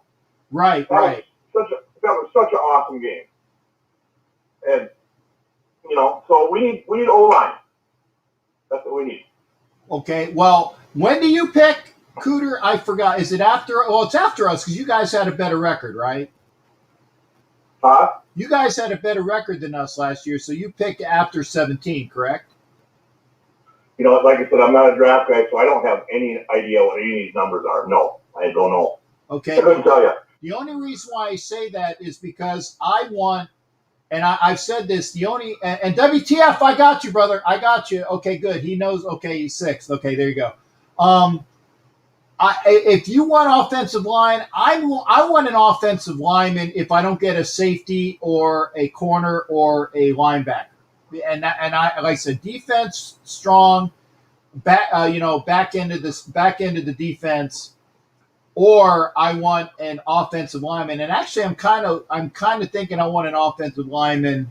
Oh, WTF said you have the 15th pick, so you're right before. See, this is why I have knowledgeable fans on my show. He already said what you are. So you're picking 2 before us. So what I'm going to tell you, Cooter, is I don't want you to pick my guy. And who my guy is I think Penei Sewell is going to be gone by the Bengals. I think he's off the board. There's a kid that plays tackle for USC that might be there, but I want the kid from Oklahoma State. So, and his name is Jenkins, and he will kill you on the football field. Not he's a killer, but he's a killer on the football field, and that's who I want at my pick. So if you guys take him, I will personally call you on the phone and bitch you out. I look forward to it. There you go. But again, Jack, I guess I'll do my custom sign off and let you get to your other fans. There you go. Let's hear it. The crazy cooter coming out. The crazy really super giving that we sat down and said, wheels spinning, the wheels spinning. I'm gone, killer. Woo! On. There they go. There's your pull the horn there, Cooter. Thanks for being on the show, brother. You take care. Always love you. Later. All right. Thanks again. That's Crazy Cooter out there in Minnesota Viking land. And I am very happy to bring on to the show WTF, I call him my boy, and that's not a slight for his age. You know, he's my boy, not, you know, like, you're my boy, Blue. Have you seen Back to School? Mm-mm.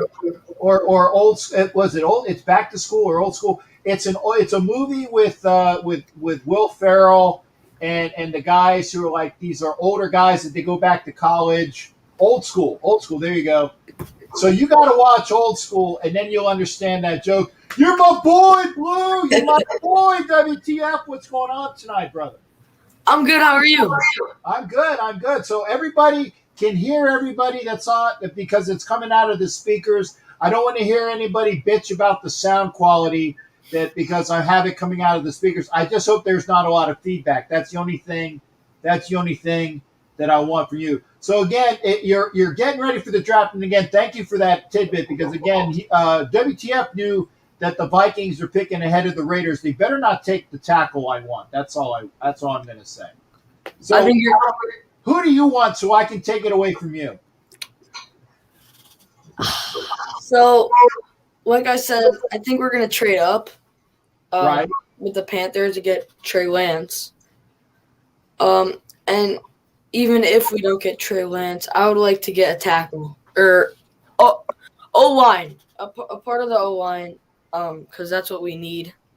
Well, you want my tackle too, so if you don't get Trey Lance, you're going to take my tackle away. No. I want Penei Sewell. Oh, well, I think he's going to be gone. Yeah, he'll be gone. Yeah.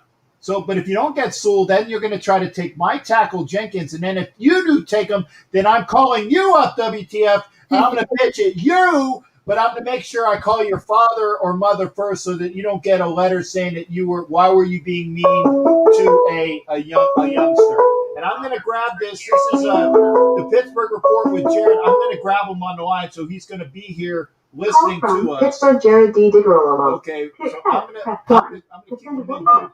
Okay, hey, Jared, you're on the phone. I got WTF on the line, so stand by for the Pittsburgh Report in just a minute. Well, I think if you want that, patch him in as well. I could talk to him as well. However, this would be a good way to have him meet the Pittsburgh kid. However, we can talk football. Okay, well, do you know who's on? I got WTF on the line, who's a very knowledgeable fan of the Washington football team. And he says that the Reds are. I almost said it. I just got the red out. I didn't complete it. The Washington football team is going to trade up and get Trey Lance. So are you gonna say that that's going to happen or not? I think it's a very good chance it's going to happen. I think the English fans got to make it some sort of move. How I heard the Lions are trying to trade out at 7 as well. However, so this is where I'm thinking the Reds. Washington football team to go to 7. However, I'm thinking at this point, if they want to move up a couple spots, number 7 will be right in their hands if they want to make it the Open Lions right now at number 7. Okay, so again, if the Washington, I almost said the R word again, and I apologize. I did too. I said it once already. I slept on that. And I don't have to bleep that out. That's just a dirty word, but it's not a cuss word. So there you go. So now they want Trey Lance, and I think he's going to be. He might be there for them. And and again, that's who WTF wants for his club. And to be honest, if the I almost said this R word, I can say the Raiders. If the Raiders want a quarterback, that's who I want. I want Trey Lance in the first round. But I was also listening to Bear's show, and both of us agree that we don't necessarily have to get all of these guys that are, oh my God, you got to get him. Trask out of Florida. I'm a Gator. I'm biased. I get it. I am biased. I get it. But you can have Trask in the 3rd round maybe, or maybe late 2nd. What do you think about that, Jared? Yeah, trust would be a beneficial thing for the Raiders. I think that would be very good for them. And I'll tell you right now, if the Raiders are sitting pretty at 17, however, I'm looking at someone like I'm looking at the latest mock draft tower. One of them has Meshach Parsons, but I think he's going to go the first time off the board. I'll tell you, I just mentioned the guy in the chat a few moments ago who I really like and the Steelers like him too, is the kid from Northwestern, Slater. I think Slater's a very good kid. I think he'd be beneficial to any team, however. At 17, the Raiders would be wise to take him. And if not him, I'm also looking at Greg Newsome, however. But now looking at 24, I'm looking on the sheets here.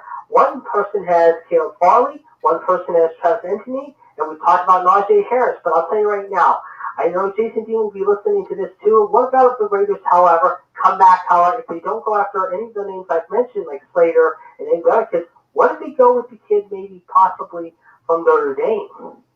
Well, see, I think that, and I'd like to see Jeremiah, and by the way, there, WTF, that's a guy that would make your defense that much better, is Mekhi Parsons, if he's there, or Jeremiah Owusu-Koramoah, and I have to thank Jason Dean Hunter for acknowledging that we all know how to say his name right, because Jason Dean is obviously a greater Raider Demon King, and go see him. He's on that thing on the. I'll show you on the screen. Let me go put it back up. Raider Demon King is okay. I got to take the comments off so you can see him. Actually, no. You see the guy with the cage. Yeah. That's Asylum with the cage. Savage is next to him, and you can barely see his cowboy hat. Raider Demon King is the guy with the Raider dreadlock, shall we say. Mob Boss, who was on the show with me, that's who's next to Demon King.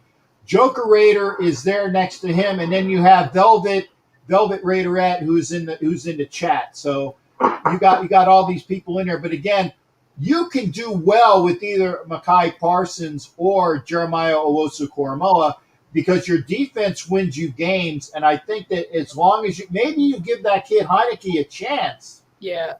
That maybe you can, and you can always get another quarterback because somebody's going to fall. And as long as you don't take Trask from me, that's all I ask. So like what you guys were saying about the linebacker position, we drafted a safety last year in the 7th round, and he was surprising to be. He was a really good safety. He turned out to be a steal. And I don't remember who. I think So the safety, we had one safety that tore his ACL last year. He came back, and we want to move him to linebacker. Right. He's mobile. He can tackle good. Ron Rivera wants to put him at linebacker. So if we do get him to the position at linebacker, we won't draft one early. We'll draft one later. Right. I like Christian Darrisaw a lot. I think you were talking about him from Evan Kerbeam, who is a Virginia Tech guy, was talking about him. He's a good tackle, but the one thing about Darrisaw is that he is a run blocking tackle. He's not necessarily the best pass blocking tackle, whereas Jenkins will kill you, take your lunch money, but he's a better pass protector than Darrisaw is, in his opinion. And I've seen Jenkins. I haven't seen as much of Darrisaw, but I'm going to take it from a guy that actually watches his team. Like if you tell me something about the Washington football team, I'm going to take it that you know more than I do. If I'm going to listen to something about the Steelers, I'm going to listen to Jared do it. And if I'm going to listen to the Eagles, I'm going to listen to Positive Philly, who's going to be on the show in just a little bit, because you guys know your teams. And so I take that at face value. But I would definitely take Slater or the kid out of Northwestern is going to be a good tackle as well. But Sewell's going to be gone. He's going to be gone top 5, top 7. So, don't have anything on him. Now, I've seen a mock today where they have Mekhi Parsons actually dropping to 17. I don't see that happening because I don't think he gets past the Broncos, who would grab him in a minute. Yeah, that's very true. Let me ask WTF Howard this question, however, about Steelers and the running in their draft, however. I mentioned some of the names out there, and they are talking running back. If you're a running back, who would you take? Anthony from Clemson, or would you take Harris from Alabama? Wait, what was the first one? Would you take the kid from Clemson, the running back Travis Etienne, or would you take Najee Harris at 24? Yeah, Etienne from Clemson or Najee Harris. And I'll tell you who I would take in a minute. Go ahead there, WTF. Yeah, so I haven't watched. I've only watched Najee Harris, and when I looked at him, he was a beast. I like him a lot.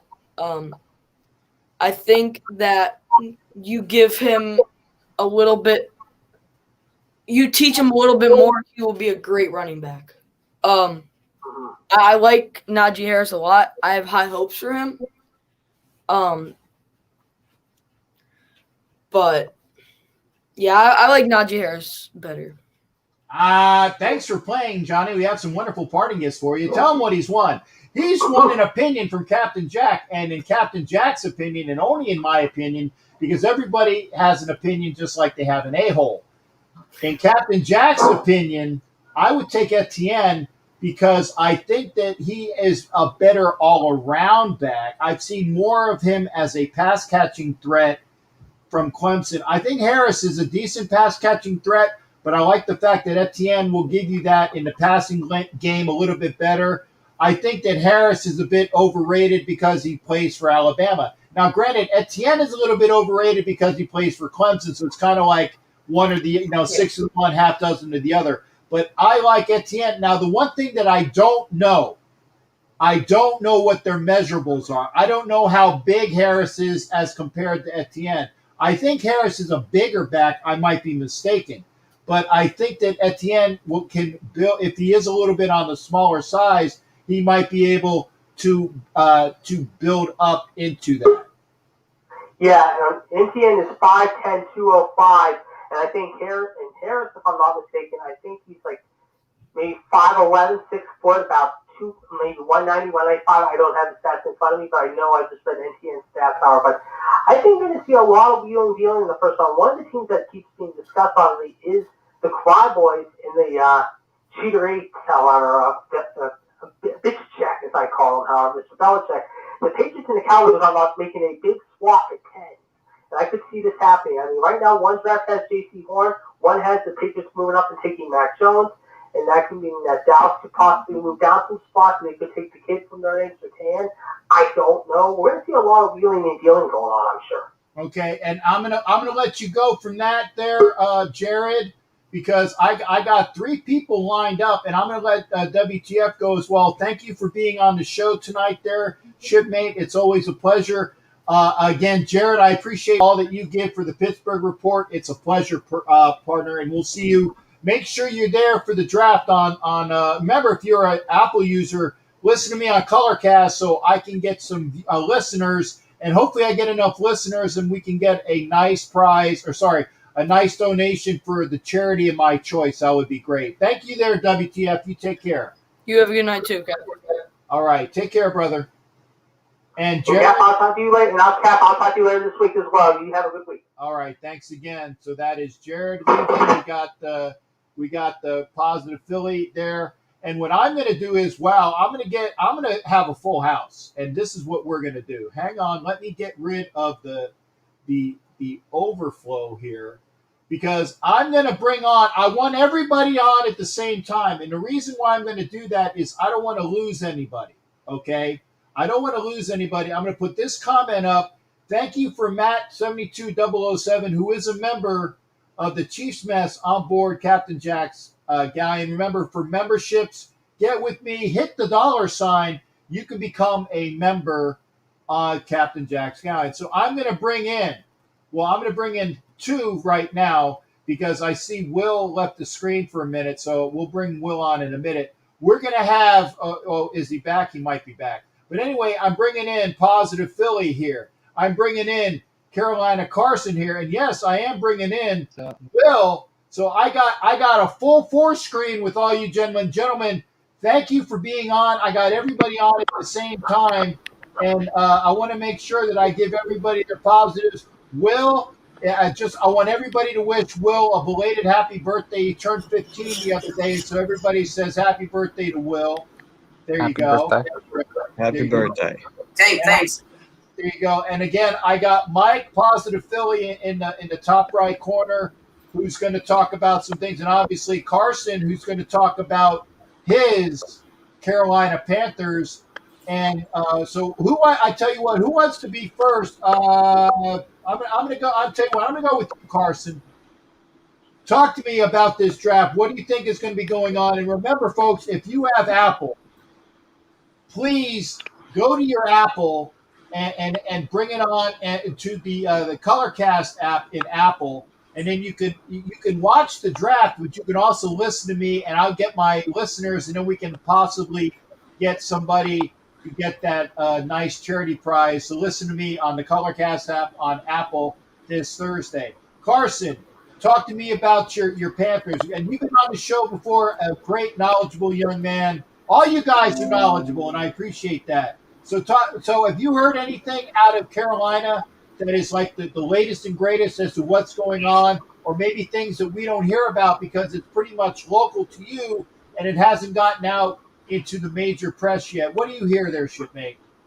Not much really, to be honest. Scott Bitter is trying to keep it kind of on the down low of what we're going to do at pick 8, which he's the new GM, and then Joe Brady is the new offensive coordinator. They're kind of trying to, I think they're just trying not surprise everybody or get everybody ramped up for pick 8. But I've heard that we might trade down to like pick 15, maybe 20, maybe even. But I don't really see us trading. I think we just take the best available option at number 8. Well, we're at 17, so we're a partner. We go up to 8. We go up to 8 as long as it works out for the Raiders. So get on the horn with whoever this GM is and say, hey, Captain Jack says that we want to get the 8th pick, but it's got to be worthwhile, and we are going to get. You know what the old expression? Okay, I'm gonna date myself. We ain't falling for no banana in the tailpipe anymore. If you guys don't know where that's from, then I'm too old. Nobody knows where that's from, right? Eddie Murphy and Beverly Hills Cop. No. Okay. You see, again, I'm throwing out old movie lines, and you guys don't know. Watch Beverly Hills Cop, the original, and you'll get that. We ain't falling for no banana in the tailpipe anymore. Carson, I want you to talk to your GM, okay? Or you could talk to the Eagles, or let me say this correctly. You could talk to the Eagles and see what's going on there. Philly, what's going on in Philadelphia? Did Howie screw up again since I've been around, or what's up? I want to hear from you. He hasn't yet, and I'm hoping he doesn't in the draft. But to be honest, I have no idea what we're going to do in the drafting now. We need some defensive help, and we need some wide receivers, but we're just going to wait until draft night. And sorry. And hopefully, where'd you go? You're like Howie Rosen, man. You're here for a minute, then you blink out on me. Hopefully, he doesn't screw it up this year, because we know he did last year. But I'm just hoping we can get somebody good. And I'm enjoying Will's slideshow because Will, you can do that for me anytime, but he's going to be my a graphics guy as soon as I can figure out how to do it. So there you go. Will knows what the heck he's going on, and you know what? The best thing is that if I pay him in American dollars, I can get a really good deal because American dollars go larger in the Dominican Republic. So there you go. So I'll pay. I'll take care of Will in that again. Now, Will, I know you don't know who the real Will is going to get, but what I'm saying is, what we want for Will is we want to get. It's my. What I want to have to do for Will is like one of these days when we can get him up here, we're going to have to take Will to a game, and hopefully I can take Will to a game where we beat the Philadelphia Eagles, or.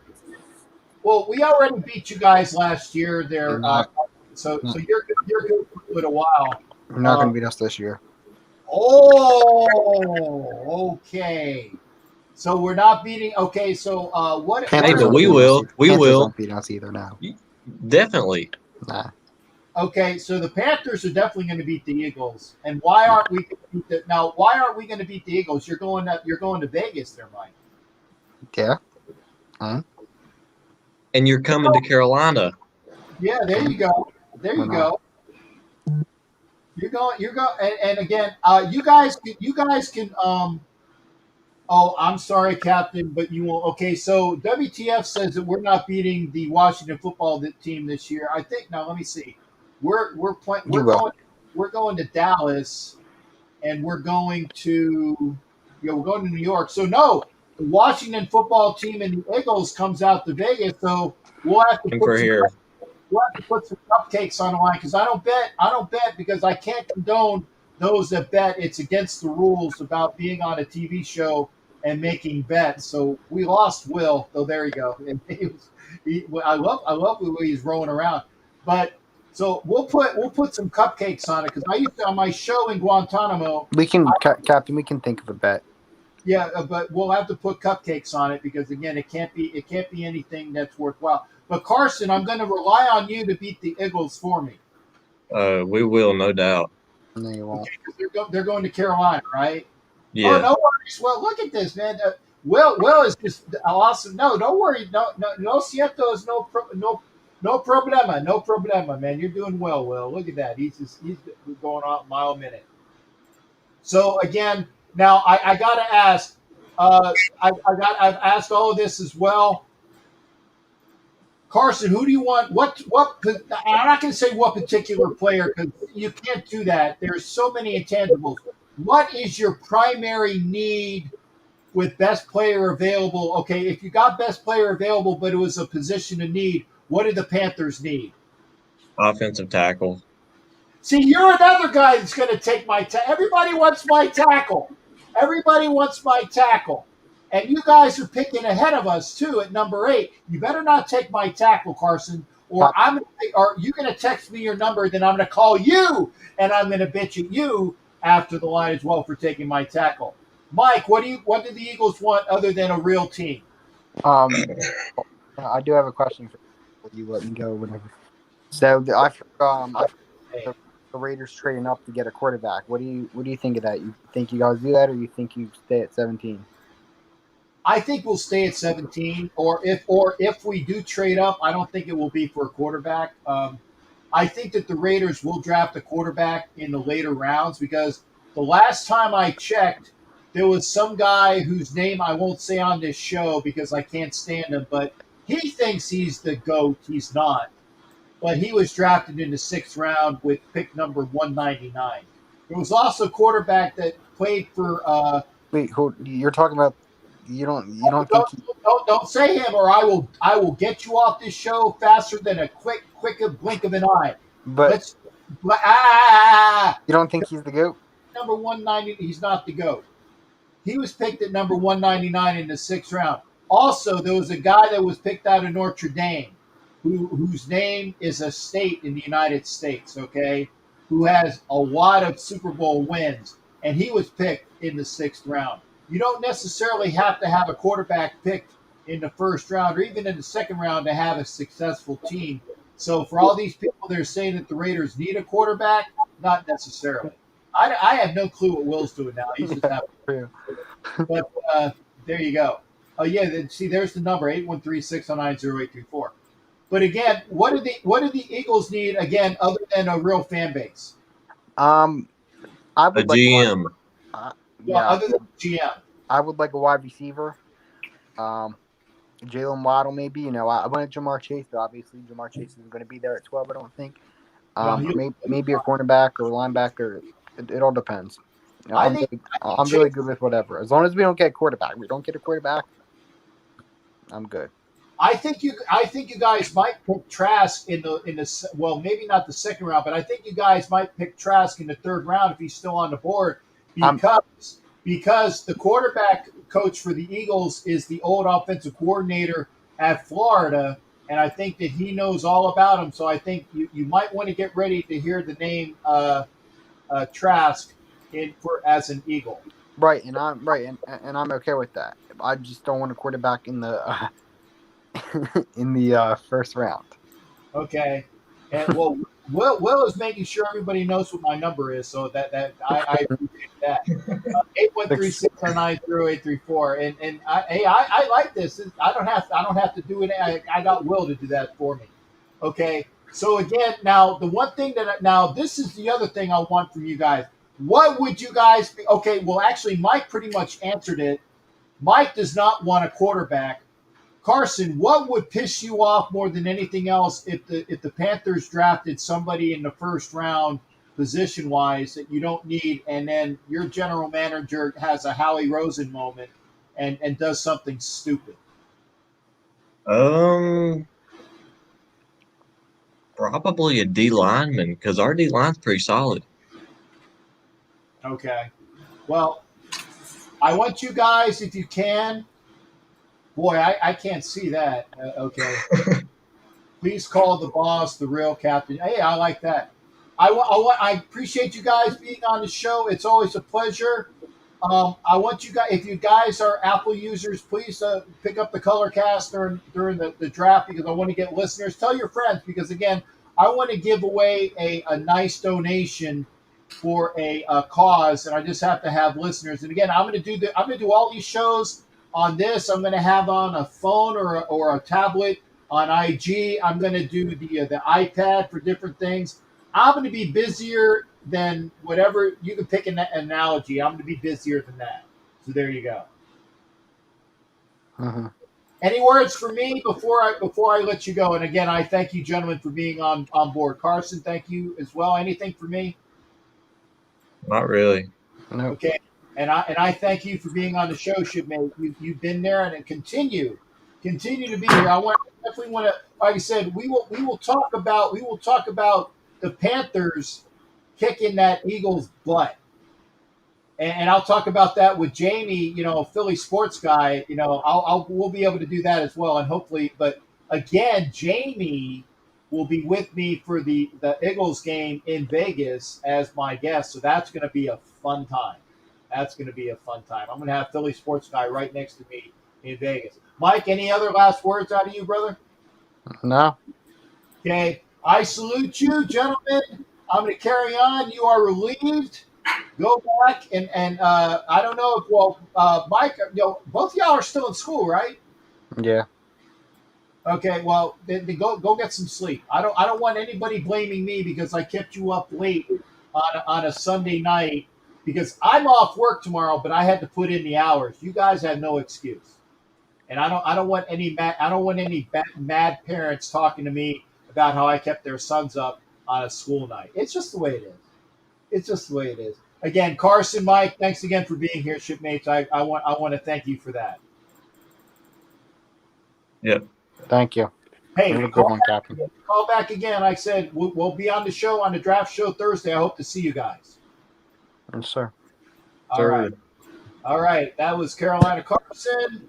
That was Positive Philly. And Will, I thank you for all. Look at all those graphics, man. He's sorry, Cap. Sorry. No worries about that. I want to say thank you to Will. I mean, he's got all of these graphics up, and I was thoroughly entertained. Because I use chroma key. Hey, whatever works, man. You'll have to let me know how to use it. Yeah. Okay. Mucho apreciado por su graphic y también yo gusto cuando hablamos contigo y por favor hablamos por su familia. I say hola to everybody y cuídate por su familia total. Thank you, Cap. Thank you. Take care. All right. Take care. Have a good night. All right. You be well. Bye. All right. That's Will. Thank you. And if you guys want to get on the show, thank you for that. I appreciate with Carson being there. I appreciate with Positive Philly. I like Mike. I had to throw out those Philly jokes. And remember, I'm a Philly. I was going to be wearing, if I wasn't wearing the Captain Jack stuff for the interview today, and it worked out because again we had with Mob Boss on, who really touched me on the announcement. I would have wore my Flyers jersey, and I have like 2 or 3 new ones. So I Flyers won't be in the playoffs, but I will because I'll have new jerseys to wear. Anyway, Okay, let me see. This is from Matthew 72007, who is a member of the Chiefs mess. Dallas game has me scared. Remember Dak and Carr in the same year fumbled on. Yeah, I remember that. I will. Okay, I have full intentions of being at the Dallas game. Okay, full intentions.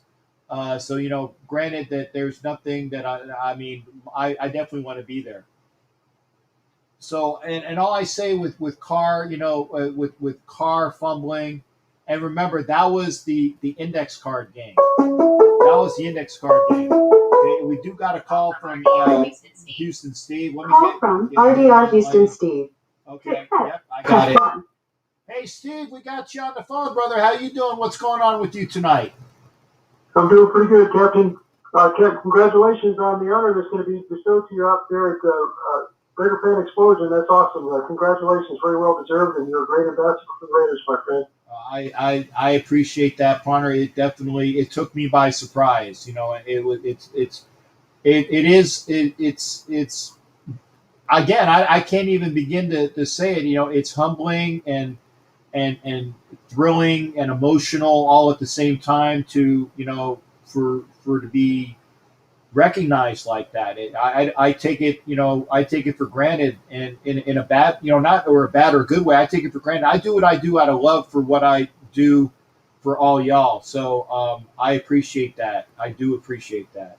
So thank you for that as well, Steve. Do much appreciation there.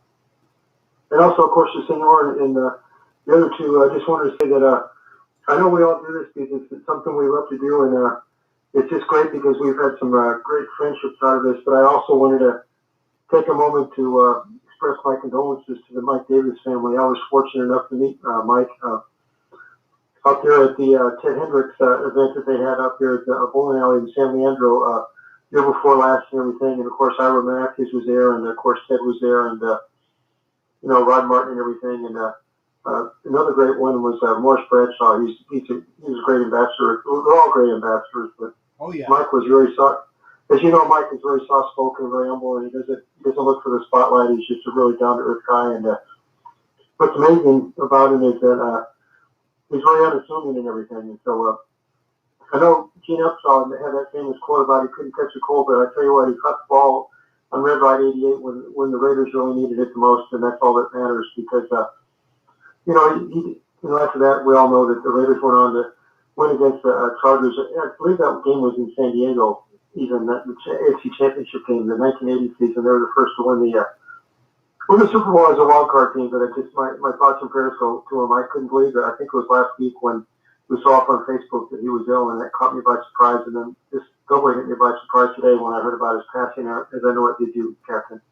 Yeah, it did. And like I said, I heard about it on Corey's show. Like I said, I heard about him being ill last week because I think it was either you or somebody said, hey, did you see what Black Widow stated about Mike Davis to say some prayers for him? And I kept him in my thoughts, but I didn't get a chance to express anything to the family because unfortunately last week was very busy for me because I had just gotten back to work and I had to get into the swing of being at my work site. So, this week I'm on telework again where it's one on, one off. And, so it's unique in that respect. That's why I'm doing some extra time here because my boss and myself had a really long conversation. And again, I wanted to make sure that there was time for if you wanted to talk or call into the show, then I give that that possibility to you. So again, my thoughts and prayers are definitely with the Davis family and Mike Davis again. And I said this before, so genuinely nice and kind and giving of his time and his love for the nation. And that is something that you see it with some players. You see that it's genuine.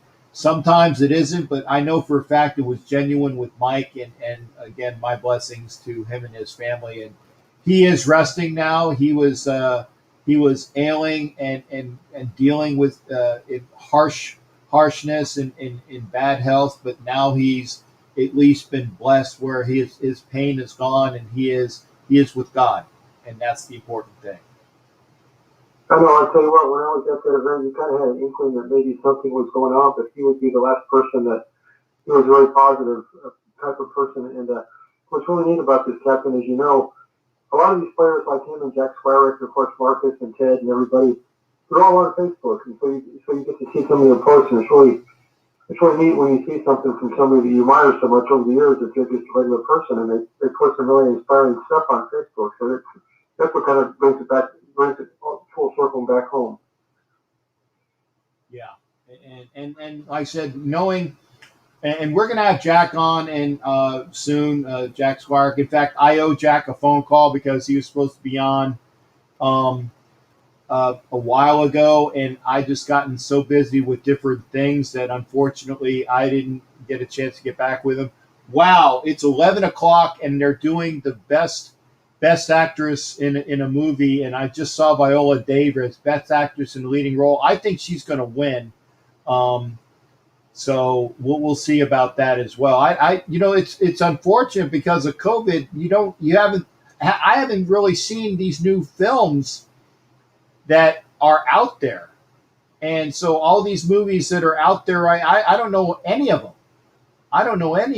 And again, it looks like everybody's saying that it's either going to be between Frances McDormand or Viola Davis, because I only watch the news shows, so we'll see what happens there. But they're the two front runners for the thing. I'm sorry, Steve. I told people I'll be giving a play-by-play, and this is the first time I've actually had a chance to address the. I don't even know who won anything beyond this. Yeah, I saw that one Nomad Land with Frances McDormand, and I thought she did an excellent job, and I think she's very deserving. And also, I believe they're up for Best Picture. But I tried to see a couple movies, but that was one of the times that you saw the previews for it, and you thought, now that's something I would like to see. Because it's totally, I don't know, it was just a great movie, I thought. But wanted to get your thoughts, Captain.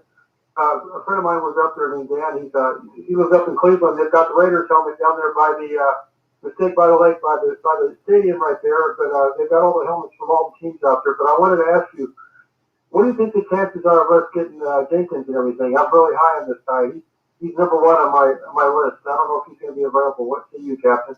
I think he will be. The only reason why I think he will be available is that there's going to be a run on quarterbacks, and I'm really, other than Sunshine, Lawrence out of Clemson, I don't know of any quarterback that is an instant, oh my God, we got to have him. I mean, Wilson out of BYU appears to be the genuine article. Trey Lance appears to be a find for whichever team gets him. I'm not really high on the kid from Ohio State, and that was even before he came out saying that he was dealing with epilepsy, because that's hard to deal with. So I'm not really high. There's a lot of quarterback. Oh, Mac Jones. I mean, I think that Trask outplayed Mac Jones, and the reason why Alabama won was because they are Alabama, and Florida was a possession away from winning that game in the SEC championship game. I know that my Alabama people like Kendra Stabler probably doesn't want to hear that. Kendra Stabler-Moyes, because she's Alabama through and through. But Alabama is a great team. But I really think that Mac Jones, it's a conglomeration of the parts are wonderful, but I don't know whether they're going to be as great in the NFL. What does this portend for Jimmy Garoppolo? I guess his days are limited now, wouldn't it? Do you think he'll accept the backup role, or is he thinking he's still a starter? With the Niners? Or what? Jimmy's still there, isn't he? Yeah, no, he's still with the Niners, and we'll see what the Niners do, because the Niners traded up. I think they're at number 3, if I'm not mistaken. That's correct, they're number 3. Yeah, so you're gonna have, I think, obviously Lawrence, unless somebody trades out for that. Okay, if Jackson, that we were saying that there would. And somebody, I think it was Jared on the show last week, was saying how that there was a conglomeration of the Garglers trading both Derwin James and the kid from Oregon.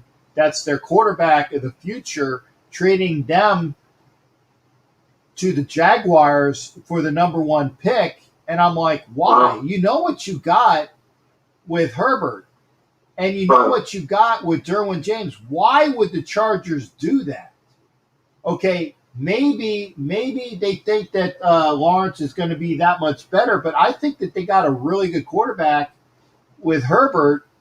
So why would they do? Is the Academy Awards over?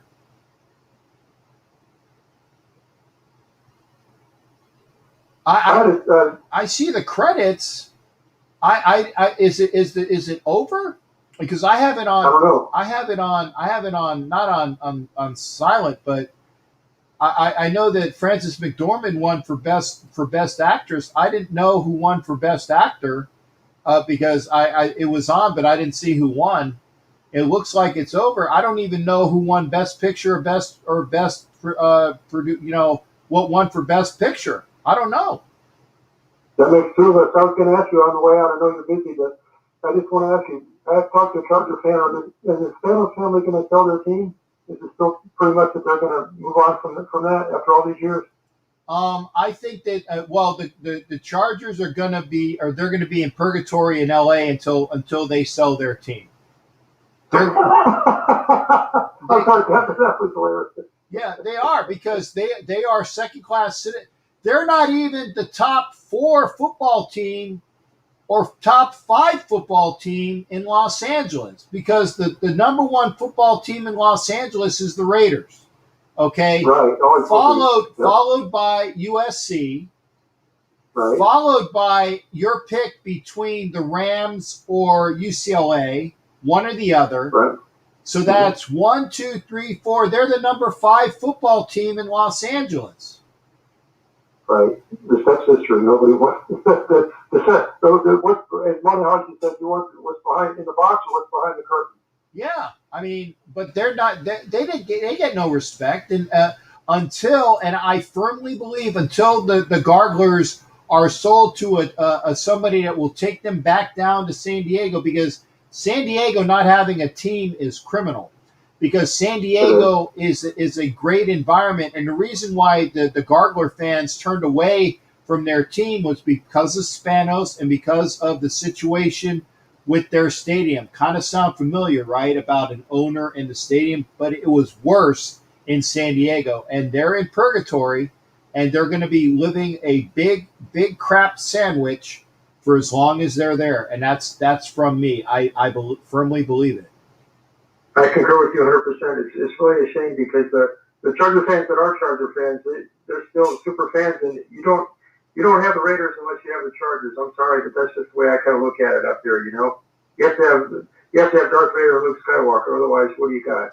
Well, the Raiders are where they were because Baron Hilton said that he wanted a natural rival to the Chargers when they came into the league. So because Minnesota was supposed to be in the AFL, and then the NFL said, okay, we'll give you a franchise in the NFL. So Minnesota went from being in the AFL to being in the NFL in 1960. By the way, that's when the Cowboys started as well, 1960.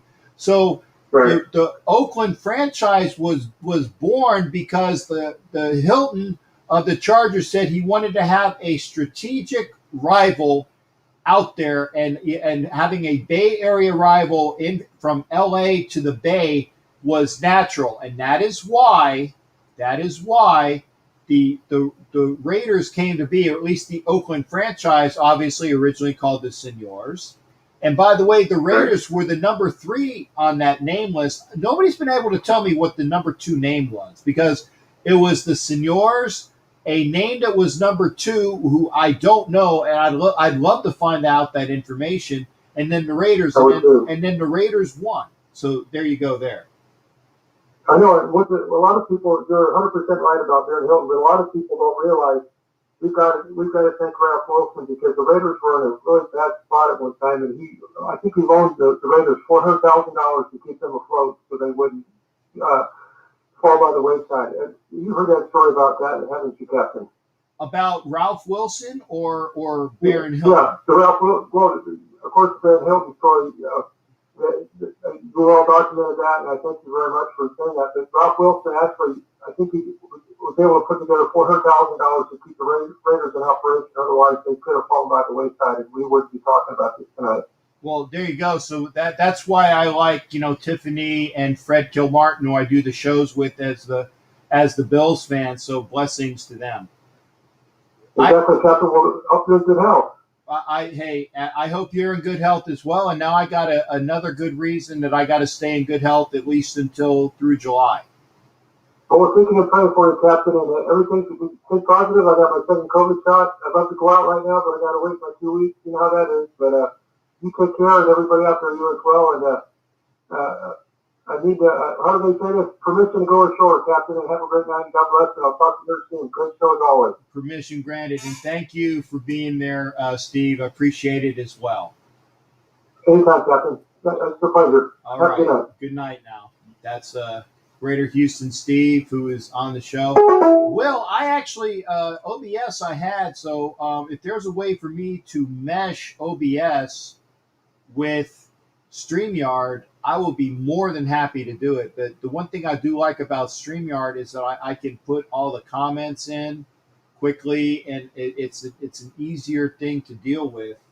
So that's why I use StreamYard. And I liked OBS. I was using OBS originally. So maybe you'll be able to help me out on that. So we'll go. Again, it is 22 minutes after 11. Vicky says that it's going to. By the way, thank you for Vicky Yin, a.k.a. Vicky Orr, who got one more entry into the Captain Jack Treasure Chest of Prizes. Let me get my sheet out here.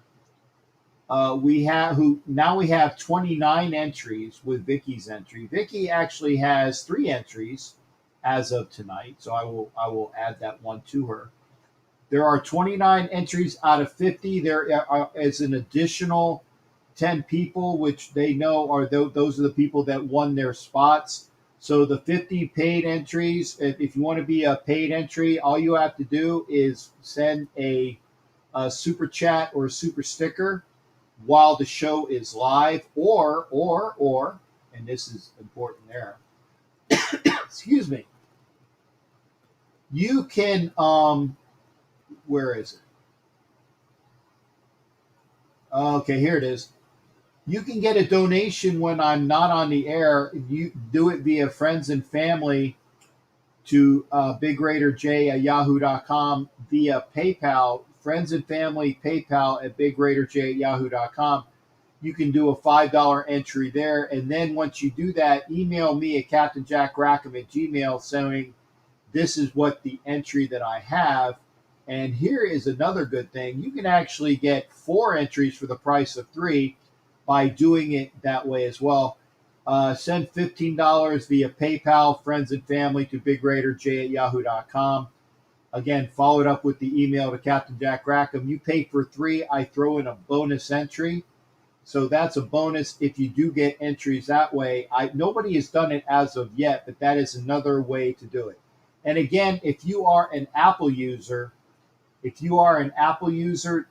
are some idiosyncrasies with the Apple program. I can't help you out there. If you want to be a member of Captain Jack's Galleon, there you go. Email me for membership again at captainjackrackham@gmail.com. Email me for information. Basically, if you want to be a member, I will tell you all that there is. Once you become a member, I will tell you more of the perks. There are perks that I will talk about in the video that I will upload, but there are other perks, and I will tell it to you personally once you are a member. And again, in the comments section tonight, we had already as members, there was, I'm thinking brain fart in his name. There you go. Matthew 72007, who is a member of the Chiefs Mess. Asylum, who is a member of the Chiefs Mess. I know I saw Raider Homer on here earlier. He is a member of the galleon crew member. I'm looking. I don't see anybody other than Asylum, as well as Matthew, and then Homer. If there is somebody else, I didn't see them, and I didn't get a chance to say hi to Leslie. Wow, Leslie, I miss you. I love Leslie. Leslie's out in Vegas as well, and it's always good to see her. Great seeing her, and again, Hollywood was in the house too.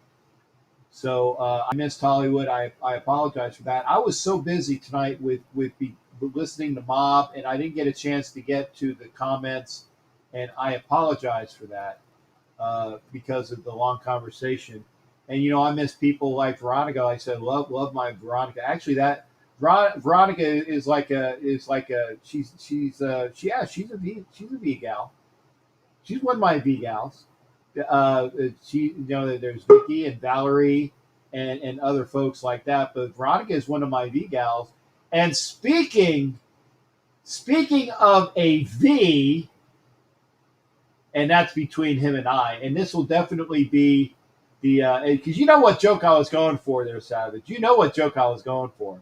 I'm going to bring my boy on right now. That's Raider Savage, who's in the house. Raider Savage, how are you doing, brother? Good to hear from you as well.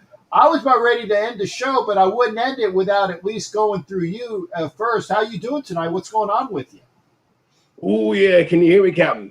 I can hear you fine. Now, I got to ask, for the people that were on the phone tonight, did you hear them better with the sound coming out of the speakers? Yes, everyone was clear. Everyone was loud and clear. Everyone was on point. Oh, yeah. Okay, good. Well, I'll do it from now on. I don't want to listen to people bitch. I can't hear the caller. I'm sorry. There's only so much I can do, but I've at least alleviated that problem for right now. Oakland Raider Savage is in the house, looking as dapper and debonair. Was it suave and debonair, as you would say? What's going on with you, man? What are you now? How stoked are you about the draft? I mean, it's only in a couple days, man. It's only in a couple days.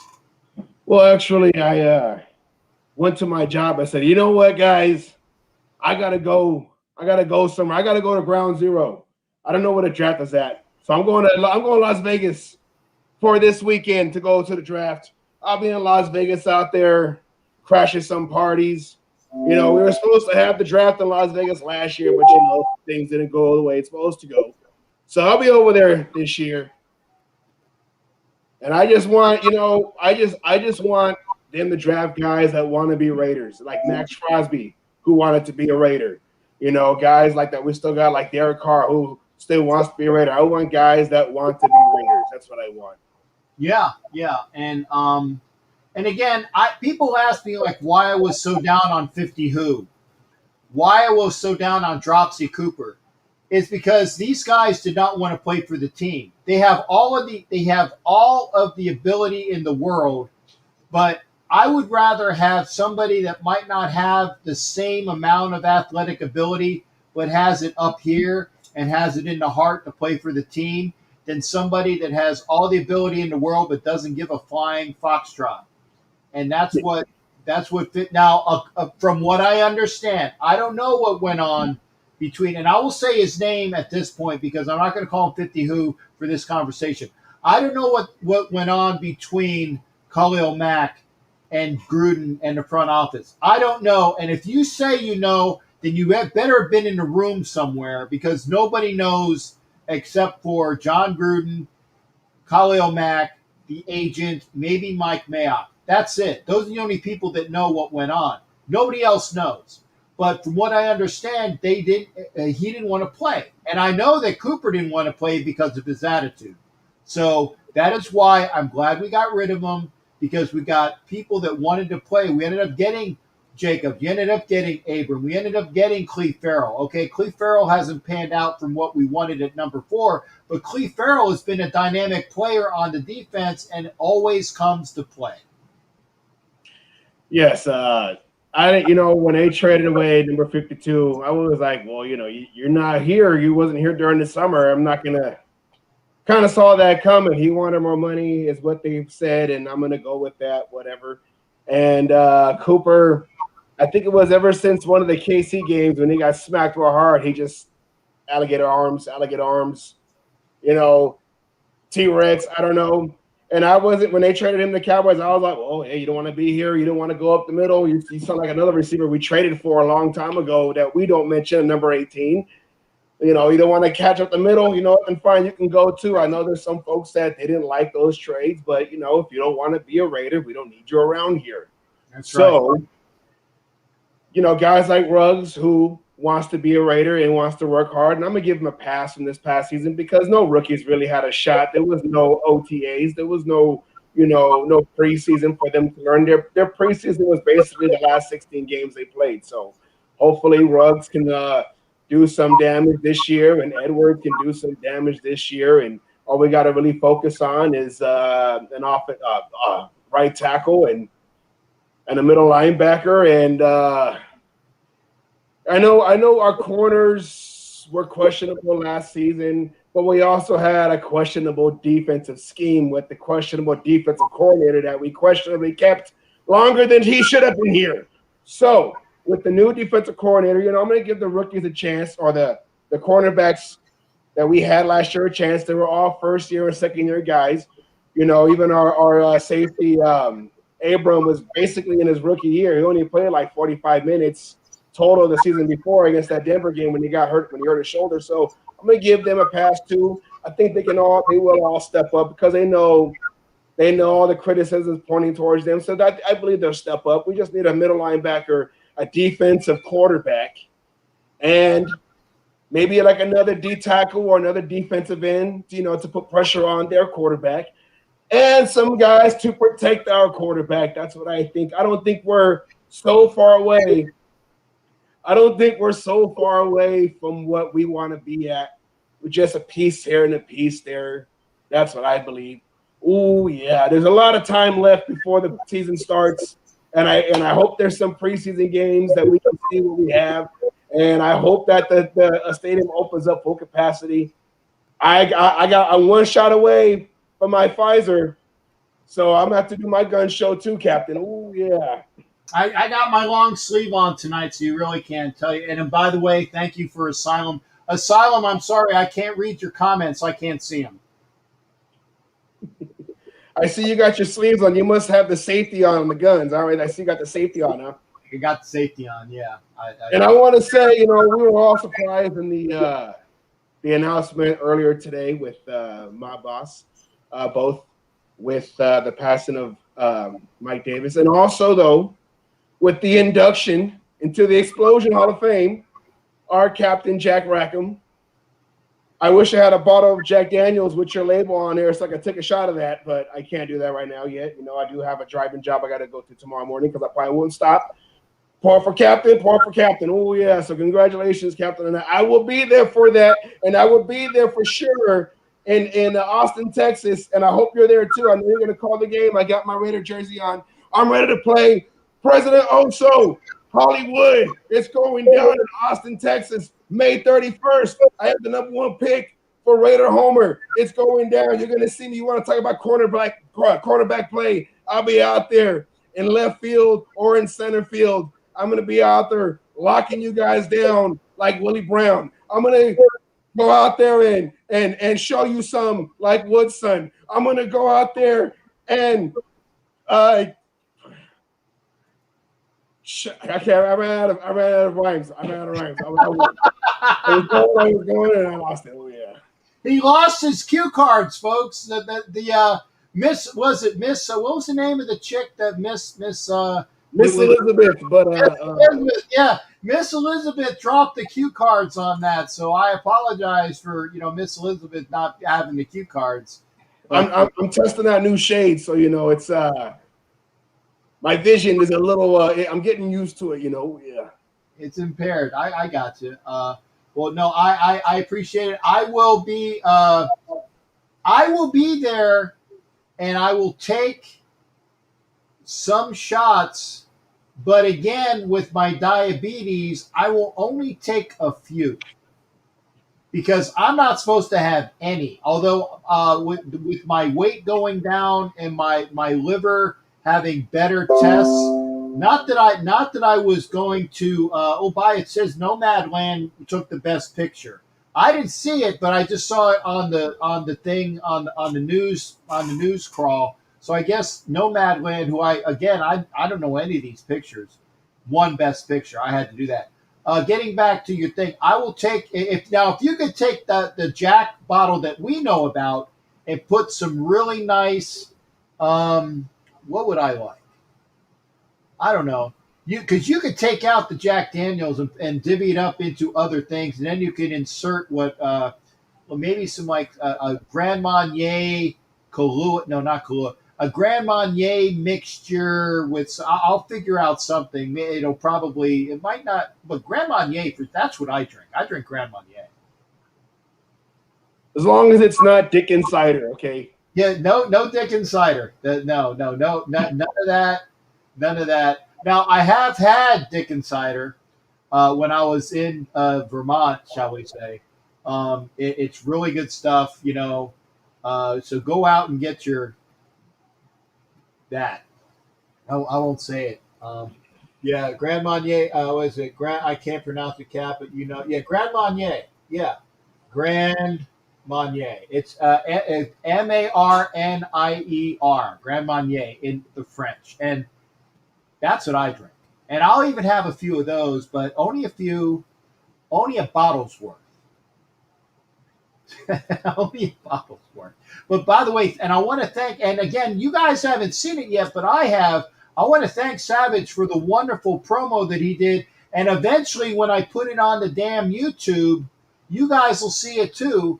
And that is the man behind the promo, which I will try to do this week. And I can't wait to do it. But no Dickens cider, only Grand Marnier, and maybe, like I said, if we put some Kahlua with it, with some Kahlua and Grand Marnier, man, that's a good mix right there. I was trying to figure out who Grandma May was or whatever you were saying. I'm all like, man, she seems like she's a very happening chick right there. She's a happening French chick. Oh yeah. There you go. So again, my best to you there, Savage. Thank you for joining us on the show. I'm glad you came in because, again, I'm going OT because I wanted to make sure that I had an opportunity to have people come out for the show, and you did that as well. I know you will be there. I got my baseball shirt as well. I got it from I think it was Smiley had the nice Raider baseball shirt, so I will be wearing my baseball shirt for the coverage, and as long as I get a chance to do the play-by-play for that, I'm going to enjoy the hell out of it for sure. And I think I'm supposed to be mic'd up, so I'm going to have fun out there too, Yeah, if you're mic'd up, that would be good. And I admit, I got a bat for every team, at least one, and it'll be like T-ball rules where I get like one free at bat, and and I get no outs. I can't get an out on my at bat, and I can only get. It can only be positive. I can't get an out, but it can only be positive. I call that for, being in the game. It's just, it's old man rules, but I like it like that. So good. Do we get our own walk-up music? We go up to the plate? If get with Homer, I mean, I'm sure we could probably do something if you got your walk-up music, as long as because Homer's going to be handling all of the what is it, the sound and stuff. Yeah, what's your walk-up music? Why Can't We Be Friends by Ward. Why can't we be friends? Why can't we be friends? Oh, why can't we be friends? And then after we play that, I'm gonna smack a home run off for everybody, and I'm gonna be like, why can't we be friends? I'm just trying to be peaceful right now, but I'm gonna walk around the bases. Oh yeah, and smell. Oh yeah. Sometimes I don't speak right, but yet I know what I'm talking about. We're showing our age, man. We're showing our age. There you go. And you get a hello from Will as well. Will's gonna teach me how to do those graphics in OBS, and maybe I'll try to do like a combination OBS StreamYard and make it really difficult for me to do all at the same, because he was rolling with those graphics while we were. It was amazing. But there you go. I can't wait to see you Wait a second. I got something for you. It's here. It's here. You don't want to look at my desk right now because you know how you have like a busy desk and there's always it's here somewhere. Yeah, you hear the papers falling. You hear it in the microphone. The papers were because I got a messy desk. But your pen is here. Just remember to remind me. Say, hey Schmuck, bring my pen. And also remind me, hey Schmuck, don't forget Jason Dean's Hunters.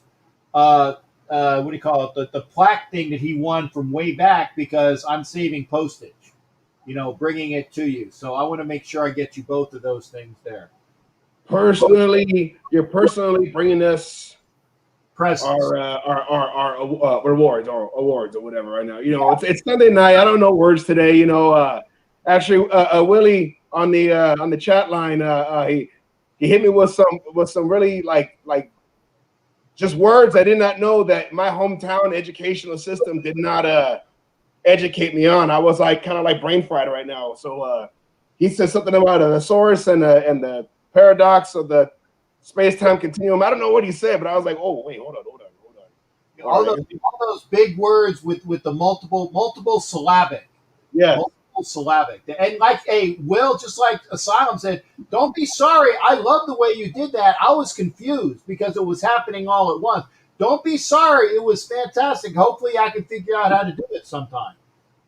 That man is a regular Todd Christensen. Got the vernacular way above everybody. He's way up here. It's way up here. His vernacular is way up here. I was like, hold on. Yeah. A, B, C, D, E, F, G. Let's stay in this. Yeah, break out the thesaurus. Oh shit. Yes. Even thesaurus is a big word. Break out the book that we figure out what other words are. That's a thesaurus. Yeah, it's called Google Translate. Just give me some time. I gotta go and put the words in there and figure out what's going on right now. But hey, Willie, brother, hey, one love, greater love. Oh yeah. There you go. Great love for Will, and appreciate that. You got a positive from Savage there, Will. So there you go. And hopefully we'll get a chance to have him out for a game sometime, and we'll see him up close and personal. Hopefully that's what I wish. And I can't wait to see you and Austin. And I can't wait to see you at Raider Nation Explosion too. So that's at least twice I get a chance to see you this year. And we'll talk about other events too. Oh yeah, I can't wait. I'm about to finally meet Captain this year. See, that's why it's called 2021 because we're gonna win this year. Oh yeah. Double thumbs up. Oh yeah. Oh, look at the nipples on that. Ooh, I like that. Yeah, I'm just like George Clooney and Batman right now. Oh yeah. Romeo Alpha. Oh, okay. I was trying to think what the hell. So Romeo Alpha India Delta Echo Romeo Sierra, and that shirt is Sierra Hotel, sir. I never stayed there before. You know what Sierra Hotel means? Is that the place where the Sugar Hill Gang took their hotel motel holiday in? No. Sierra Hotel is a military term that stands for shite hot. Oh. See, look at this. There's too much vernacular going on right now. I'm getting shot left and right, but all these I'm a driver, okay? I'm a driver for my company. I just need to learn addresses and numbers. That's all I need to know. That's it. Yeah, give me the number and let me put it on the door. Yes. Give me the number and I'll put it in the slot. I ain't touching that. Woo! Oh, yeah. Yeah, I hear you. Oh, Saturday, yeah. You have a good night there, shipmate. Can't wait to see First overnight. Remember, I say bring out that bottle and we'll have the abridged bottle of Captain Jack stuff. Yes. Okay. Oh, yeah. Good All time right. to you, Captain. Can't wait to see you later this summer. Oh, yeah, Raider Nation. Let's do it. Draft day this weekend. Let's get some future Hall of Famers. Let's get some Rookie of the Years. We're going to do it this year. Oh, yeah, 2021, baby. Oh, yeah. Dig it. Arr! Yarg, he's a good-looking bastard. Arr! Take care, big guy. Oh, yeah. You too, Captain. All right. That is my boy Savage, and Savage is he's out. He's great, man. I got to find his pin. It's here, Savage. It really is. I got my cell phone here, and I got like papers here, and I got my extra pair of glasses here. I got my checkbook is here. See, I got a Raider checkbook. I'm one of these old people that actually carries a checkbook. I'm old. I got like business cards here. I won't see all the people I got to call tomorrow. I'm doing my taxes still. I got old check things. So I got a lot of stuff, right? You can't see it on camera, but it's here. But your pin is here as well. So I'll make sure on that. Again, yar! Yeah, see, Will, you said so. There it is. And to my boy Savage, thank you for joining me tonight, there, shipmate. It's always a pleasure. We went over because I wanted to make sure we had a chance to talk. I thank humbly Mob Boss for being on here as we again send out our best prayers and condolences and deep positivity in Raider Nation familia to the Davis family on the passing of Mike Davis. Again, blessings to him. And again, thank you for Mob Boss and the M&M crew, M&M Productions, for announcing that Sean, otherwise known as Senor Raider, and myself will be given an honor at Raider Nation Explosion. Really took me by surprise on that. Hey, Marlo says hi. Hey, Marlo, good to see you. Oh, if you're listening to this on Buzzsprout, I'm actually waving at the camera right now because Marlo, who is Vicky Orr's little youngin, he says hi to me. So that's what you're listening to at the time. We're about ready to pop out again. I wanted to say thank you to all my V girls that I showed up tonight. I had 3 of them in here, actually 4 if you count Veronica. I'm gonna make Veronica a V girl too. She's my Niner fan that lives in Oakland, so she's a V girl too. So there's Valerie and Vicky and Vanessa and Velvet Raider and Lee Miller. Then there's Veronica. So there's 6 right there. Love my V gals and love all the folks that are out here that are still watching. Again, if you want, like Vicky got another entry in tonight for shooting the super chat super sticker. Remember, if you're catching this on a rerun, or you can go to the directions here. Elysium. It's okay. I actually saw, what was the movie I saw with Matt Damon tonight? It was a good movie. Oh, it was Ford versus Ferrari. I had it pictured in my mind because Matt Damon has that profile with the like the clipped up nose. It's very unique. Hey, Raider Neil's in the house. Thank you, Raider Neil. Make sure that I said you still go to your store. Again, if you want to be a member of Captain Jack Scallion and you're an Apple user, I'm very sorry. I can't do anything for you. You got to go find an Android. You got to find an Android. And Vicky gets a hello from Savage. And I think, well, if you get a hello from Savage, you can't beat that. That's definitely the high point. Folks, I'm going to go.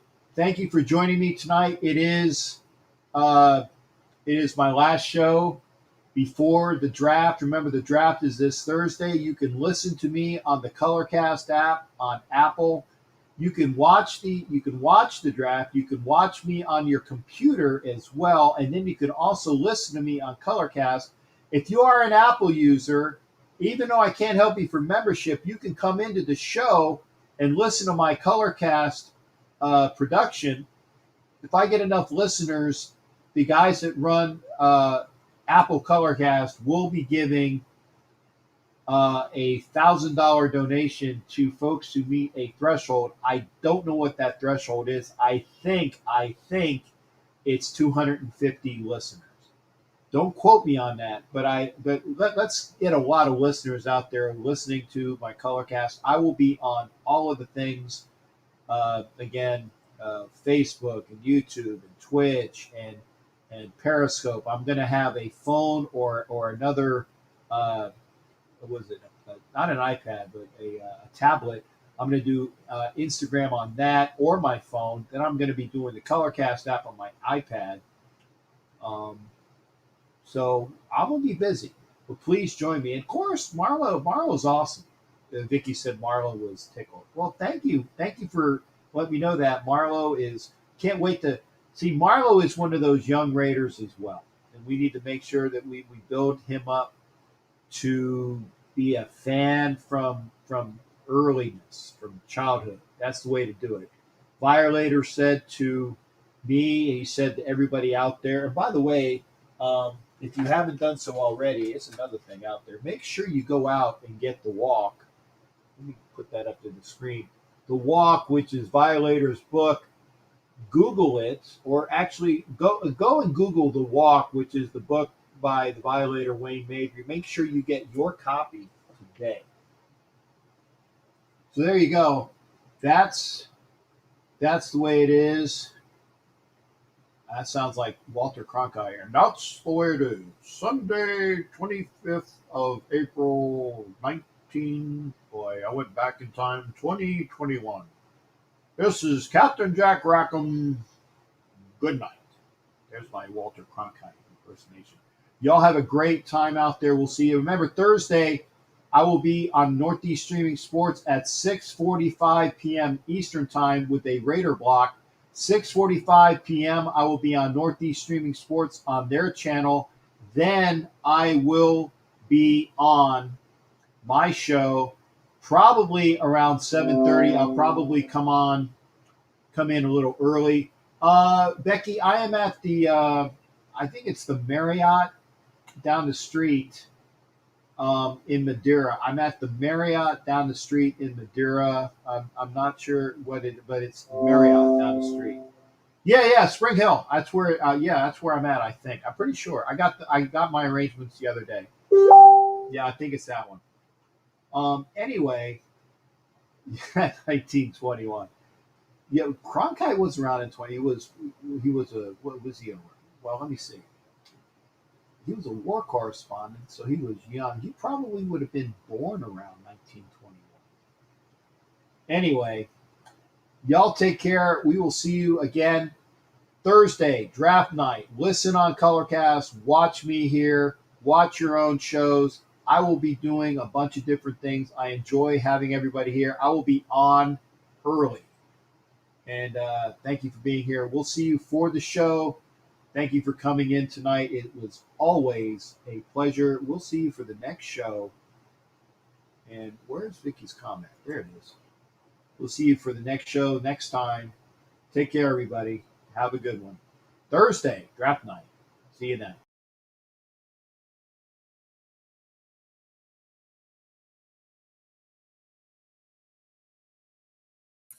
You're listening to the Captain Jack Sports Show on Northeast Streaming Sports.